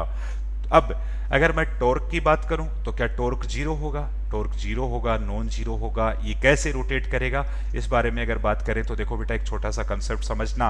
अगर हमारे पास ये जो पेन है, इस पेन को मैंने मेरे हाथ पर रखा और ये पेन कहीं भी किसी भी पॉइंट से पाइवटेड नहीं है, किसी भी पॉइंट से इसको हिंज नहीं करा गया है, तो जैसे ही मैं इस पर फोर्स लगाऊंगा ये इसकी टेंडेंसी होगी मोशन की, इसकी टेंडेंसी होगी रोटेशन की। किसके अराउंड रोटेशन की? इसकी टेंडेंसी होती है हमेशा और हमेशा रोटेशन अराउंड द सेंटर। तो हम लोग बोलते हैं डेफिनेटली यहाँ पर जब इस डाइपोल को हमने यहाँ प्लेस किया था तो इस डाइपोल पर क्या होगा, इस डाइपोल पर एक टॉर्क लगेगा और उस टॉर्क के कारण ये डाइपोल तो फ्री टू रोटेट है, और फ्री टू रोटेट है तो अपने सेंटर के अबाउट रोटेट करेगा। सेंटर के अबाउट रोटेट करेगा तो इस फोर्स की लाइन ऑफ एक्शन ये वाली है और एक्सिस ऑफ रोटेशन ये वाली है, इससे ये वाली डिस्टेंस आर परपेंडिकुलर बनेगी, और इधर वाला जो फोर्स है उसके लिए लाइन ऑफ एक्शन ये वाली है और इससे परपेंडिकुलर डिस्टेंस ये वाली बनेगी। अब देखो बेटा बहुत आसान होता है, बहुत सिंपल होता है। ये हमारे पास जो वो जब टॉर्क लिखते हैं तो टाउ बराबर क्या लिखा जाता है, टाउ बराबर लिखा जाता है F into R perpendicular, where R perpendicular is the perpendicular distance between axis of rotation and line of action. अब देखो यहां पर ये वाला जो टॉर्क होगा आर क्रॉस एफ लिखा जाता है, आर क्रॉस एफ लिखा जाता है, तो आर क्रॉस एफ ये इधर घुमाना चाहेगा, आर क्रॉस एफ ये इसको इधर घुमाना चाहेगा। ओहो दोनों के दोनों सेम ही टॉर्क लग रहे हैं, सेम ही डायरेक्शन में लग रहे हैं, दोनों के दोनों ही क्लॉकवाइज लग रहे हैं, मतलब ये इस तरीके से रोटेट करेगा। तो दोनों का टॉर्क हमें ऐड करना पड़ेगा। जब हम दोनों का टॉर्क ऐड करेंगे तो हम लोग बोलेंगे टाउ बराबर बनेगा F into R perpendicular that is L by two sine theta plus F into R perpendicular that is L by two sine theta. F की वैल्यू आप पुट करते हैं तो ये आएगी Q into E into L by two sine theta plus अगली value आएगी Q into E into L by two sine theta. जब आप इन दोनों को सोल्व करेंगे तो नेट टॉर्क या टाउ बराबर आपके पास निकल के आएगा Q into E L sine theta, और क्यू इंटू एल ओहो ये तो पी के बराबर बन गया, तो टाउ बराबर हम लोग लिख सकते हैं पी ई साइन थीटा, और साइन थीटा को रिमूव करेंगे तो क्या करना पड़ेगा, क्रॉस प्रोडक्ट करना पड़ेगा। तो टाउ बराबर लिखा जा सकता है P vector cross E vector. तो net torque on a dipole in uniform electric field is always written as P vector cross E vector. अच्छा जी इतना टॉर्क आया तो इस टॉर्क की वैल्यू कहीं न कहीं जीरो भी होगी। कौन कौन से पॉइंट पर होगी जीरो, जब इसको इक्वल टू जीरो पुट करते हैं, नेट टॉर्क को जीरो के इक्वल पुट कर देते हैं तो ये वैल्यू आती है P E sine theta that is equal to zero, means that theta is zero और थीटा इज 180 डिग्री, मतलब आइदर थीटा इज जीरो और थीटा 180 डिग्री होगा। तो ऐसे केस में डेफिनेटली नेट टॉर्क कितना बना रहेगा, नेट टॉर्क जीरो बना रहेगा। अच्छा टॉर्क मैक्सिमम कब होगा, जब साइन थीटा मैक्सिमम बने। साइन थीटा मैक्सिमम कितना होता है, 1 होता है। कब होता है, जब थीटा दोनों के बीच का 90 डिग्री हो। तो जब अपने पास P वेक्टर और E वेक्टर एक दूसरे के म्यूचुअली परपेंडिकुलर होंगे तो ऐसे केस में टॉर्क मैक्सिमम लगेगा। और कितना लगेगा बेटा, टो मैक्स बराबर आता है अपने पास P वेक्टर इंटू E या P इंटू E, और टॉर्क की मिनिमम वैल्यू कितनी हो जाती है, जीरो। कब कब होती है, जब एंगल 0 डिग्री हो और 180 डिग्री हो। अब देखो बेटा दो छोटी छोटी चीजें और हम यहाँ समझेंगे कि अगर कोई एक ऑब्जेक्ट है उस पर नेट फोर्स जीरो है, नेट फोर्स जीरो होने का मतलब होता है वो इक्विलिब्रियम में है, लेकिन इक्विलिब्रियम कैसा, ट्रांसलेटरी इक्विलिब्रियम में है। और अगर किसी भी ऑब्जेक्ट पर या किसी भी सिस्टम पर नेट टॉर्क जीरो है, इसका मतलब क्या है, इसका मतलब वो भी इक्विलिब्रियम में है, लेकिन वो इक्विलिब्रियम है रोटेशनल इक्विलिब्रियम। तो यहाँ पर दो ऐसी पोजीशन मिली जहां पर टॉर्क जीरो है। एक तो वो पोजीशन 0 डिग्री वाली है, मतलब जब डायपोल जो है वो पैरेलल होगा इलेक्ट्रिक फील्ड के, डायपोल मोमेंट और इलेक्ट्रिक फील्ड एक दूसरे के पैरेलल होंगी तो भी नेट टॉर्क जीरो बनेगा, तो भी रोटेशनल इक्विलिब्रियम आएगा। एक सिचुएशन ये भी है कि P वेक्टर और E वेक्टर एक दूसरे के एंटी पैरेलल हों। अगर P वेक्टर और E वेक्टर एक दूसरे के एंटी पैरेलल होंगे तो भी इक्विलिब्रियम होगा, तब भी हमें रोटेशनल इक्विलिब्रियम मिलेगा। तो हमें दो अलग अलग इक्विलिब्रियम की पोजीशन मिली। एक तो जब हमारे पास P और E दोनों एक दूसरे के एंटी पैरेलल हों, और एक जब दोनों एक दूसरे के पैरेलल हों। अब इसके बाद जो है वो हम इन इक्विलिब्रियम के बारे में भी बात करेंगे कि कौन सा स्टेबल है और कौन सा अनस्टेबल। अगर स्टेबल इक्विलिब्रियम की बात की जाए तो स्टेबल इक्विलिब्रियम वो इक्विलिब्रियम पोजीशन है जहां पर पोटेंशियल एनर्जी लीस्ट होगी, और अगर जो है वो अनस्टेबल इक्विलिब्रियम की बात की जाए तो अनस्टेबल इक्विलिब्रियम पोजीशन वो पोजीशन है जहां पर पोटेंशियल एनर्जी मैक्सिमम होगी। अब पोटेंशियल एनर्जी कैलकुलेट करनी पड़ेगी। पोटेंशियल एनर्जी कैसे कैलकुलेट करते हैं, हम लोग बोलते हैं work done by agent is always equal to change in potential energy. तो अगर हम इस डायपोल को एक इलेक्ट्रिक फील्ड में रोटेट करते हैं, जैसे ये डायपोल था, इस डायपोल को हमने इस डायरेक्शन में थीटा एंगल से रोटेट किया तो क्या होगा जी, देखो थोड़ा सा इधर, ये हमारे पास एक डाइपोल था, इसको हमने इधर थीटा एंगल से रोटेट कर दिया और इसकी जो डायरेक्शन थी डाइपोल मोमेंट की वो ये वाली थी, नेगेटिव टू पॉजिटिव, इस तरीके से डायरेक्शन थी। इसको हमने ऐसे रोटेट करा तो ऐसे केस में क्या होगा, ऐसे केस में एक एक्सटर्नल वर्क करना पड़ा होगा या एक्सटर्नल एजेंट को वर्क करना पड़ा होगा। जब हम किसी भी ऑब्जेक्ट को रोटेट करते हैं तो रोटेशनल वर्क करना पड़ेगा और रोटेशनल वर्क बराबर क्या लिखा जाता है, टाउ डॉट डी थीटा, और टाउ की वैल्यू आई थी P sine theta dot D theta. इसको इंटीग्रेट करा तो वर्क डन आ गया कितना, PE minus cos theta from theta 1 to theta 2। तो हमारे पास जो है वो work done by the agent आ गया PE cos theta 1 minus cos theta 2। और वर्क डन बाय फील्ड जो होता है ना बेटा, वो अगेंस्ट वर्क होता है, तो वर्क डन बाय फील्ड बराबर होगा minus of W agent. Agent जो वर्क करता है वो against to the electric field work करता है, और against to electric field work करता है तो ऐसे केस में हम लोग बोलते हैं कि work done by the electric field is negative of work done by agent, और work done by agent is always equal to negative of work done by the field. तो ऐसे केस में हमारे पास फील्ड का वर्क डन आ गया कितना, PE cos theta 2 minus cos theta 1। चलो जी, इसके बाद हम इलेक्ट्रिक पोटेंशियल एनर्जी की बात करें डाइपोल के लिए। तो डाइपोल के लिए अगर हमें पोटेंशियल एनर्जी लिखनी हो तो कैसे लिखेंगे, देखना जी। हमने जो है वो यहाँ पर वर्क डन कैलकुलेट करना सीख लिया। वर्क डन कैलकुलेट करना सीखने के बाद हम लोग बोलते हैं work done bye electric field जो होता है वो हमेशा और हमेशा क्या होता है, negative of change in potential energy के इक्वल होता है। और negative of change in potential energy के इक्वल जब इसको पुट करा तो हमारे पास जो पोटेंशियल एनर्जी यू था उसकी वैल्यू आ गई कितनी, माइनस पीई कोस थीटा। तो अगर हमारे पास एक डाइपोल को हमने एक इलेक्ट्रिक फील्ड में प्लेस किया है तो उसकी जो पोटेंशियल एनर्जी होती है वो होती है minus of P vector dot E vector. ठीक है जी। तो एक डाइपोल के लिए टॉर्क की वैल्यू तो आती है पीई साइन थीटा, एक डाइपोल के लिए जो पोटेंशियल एनर्जी की वैल्यू आती है वो आती है minus of P E cos theta. अच्छा, ये पोटेंशियल एनर्जी मैक्सिमम कब होगी, जब कोस थीटा मैक्सिमम बने। कोस थीटा की मैक्सिमम वैल्यू कितनी है, 0 है। कोस थीटा की मैक्सिमम वैल्यू 1 है, कब, जब थीटा 0 है। तो u बराबर आ गया अपने पास थीटा 0 होने पर कितना, माइनस पी। अच्छा, ये वैल्यू मैक्सिमम या मिनिमम, ये तो मिनिमम आ गई। अच्छा, जब कोस थीटा मैक्सिमम बनेगा यानी कोस थीटा जब मिनिमम बनेगा, -1 बनेगा तो पोटेंशियल एनर्जी मैक्सिमम होगी, तो -1 लिखेंगे तो माइनस माइनस प्लस बन जाएगा। तो u मैक्स की जो वैल्यू आएगी वो आएगी पीई। मैक्सिमम पोटेंशियल एनर्जी होती है पीई, मिनिमम पोटेंशियल एनर्जी होती है minus P E. Minimum potential energy कब होती है, जब थीटा बराबर 0 डिग्री हो। जब कोस थीटा मैक्सिमम बनेगा तब मिनिमम पोटेंशियल एनर्जी बनेगी, और जब कोस थीटा मिनिमम बनेगा तो मैक्सिमम पोटेंशियल एनर्जी बनेगी। तो हमारे पास बेटा यहाँ पर अलग अलग पोजीशंस के लिए हम यहाँ बात करते हैं कि जब थीटा की वैल्यू 0 डिग्री होती है तो टॉर्क 0 होता है, थीटा की वैल्यू 90 डिग्री होती है तो टॉर्क पी ही होता है, थीटा की वैल्यू 180 डिग्री होती है तो ऐसे केस में जो टॉर्क है वो 0 हो जाता है, because torque is P sine theta and potential energy is minus P cos theta. जब थीटा की वैल्यू 0 कंसिडर करते हैं तो पोटेंशियल एनर्जी कितनी आती है, पोटेंशियल एनर्जी आती है माइनस पी। माइनस पी जो है वो कैसी पोटेंशियल एनर्जी है, मिनिमम है। जब थीटा की वैल्यू 90 डिग्री पुट कर देते हैं तो पोटेंशियल एनर्जी की वैल्यू आ जाती है 0। जब हम थीटा की वैल्यू 180 डिग्री लेके चलते हैं तो पोटेंशियल एनर्जी आती है P, that is the maximum potential energy. Maximum potential energy के केस में जो इक्विलिब्रियम की पोजीशन बनेगी, देखो बेटा यहाँ भी टॉर्क 0 था, यहाँ भी टॉर्क 0 था, इन दोनों सिचुएशन में क्या था, ये एक पोजीशन ऑफ रोटेशनल इक्विलिब्रियम है, और रोटेशनल इक्विलिब्रियम की पोजीशन है तो यहाँ भी रोटेशनल इक्विलिब्रियम, यहाँ भी रोटेशनल इक्विलिब्रियम। अब इन दोनों रोटेशनल इक्विलिब्रियम में से कौन स्टेबल और कौन अनस्टेबल, जहाँ पोटेंशियल एनर्जी लीस्ट है वो स्टेबल है, और जहाँ पोटेंशियल एनर्जी मैक्सिमम है वो अनस्टेबल है।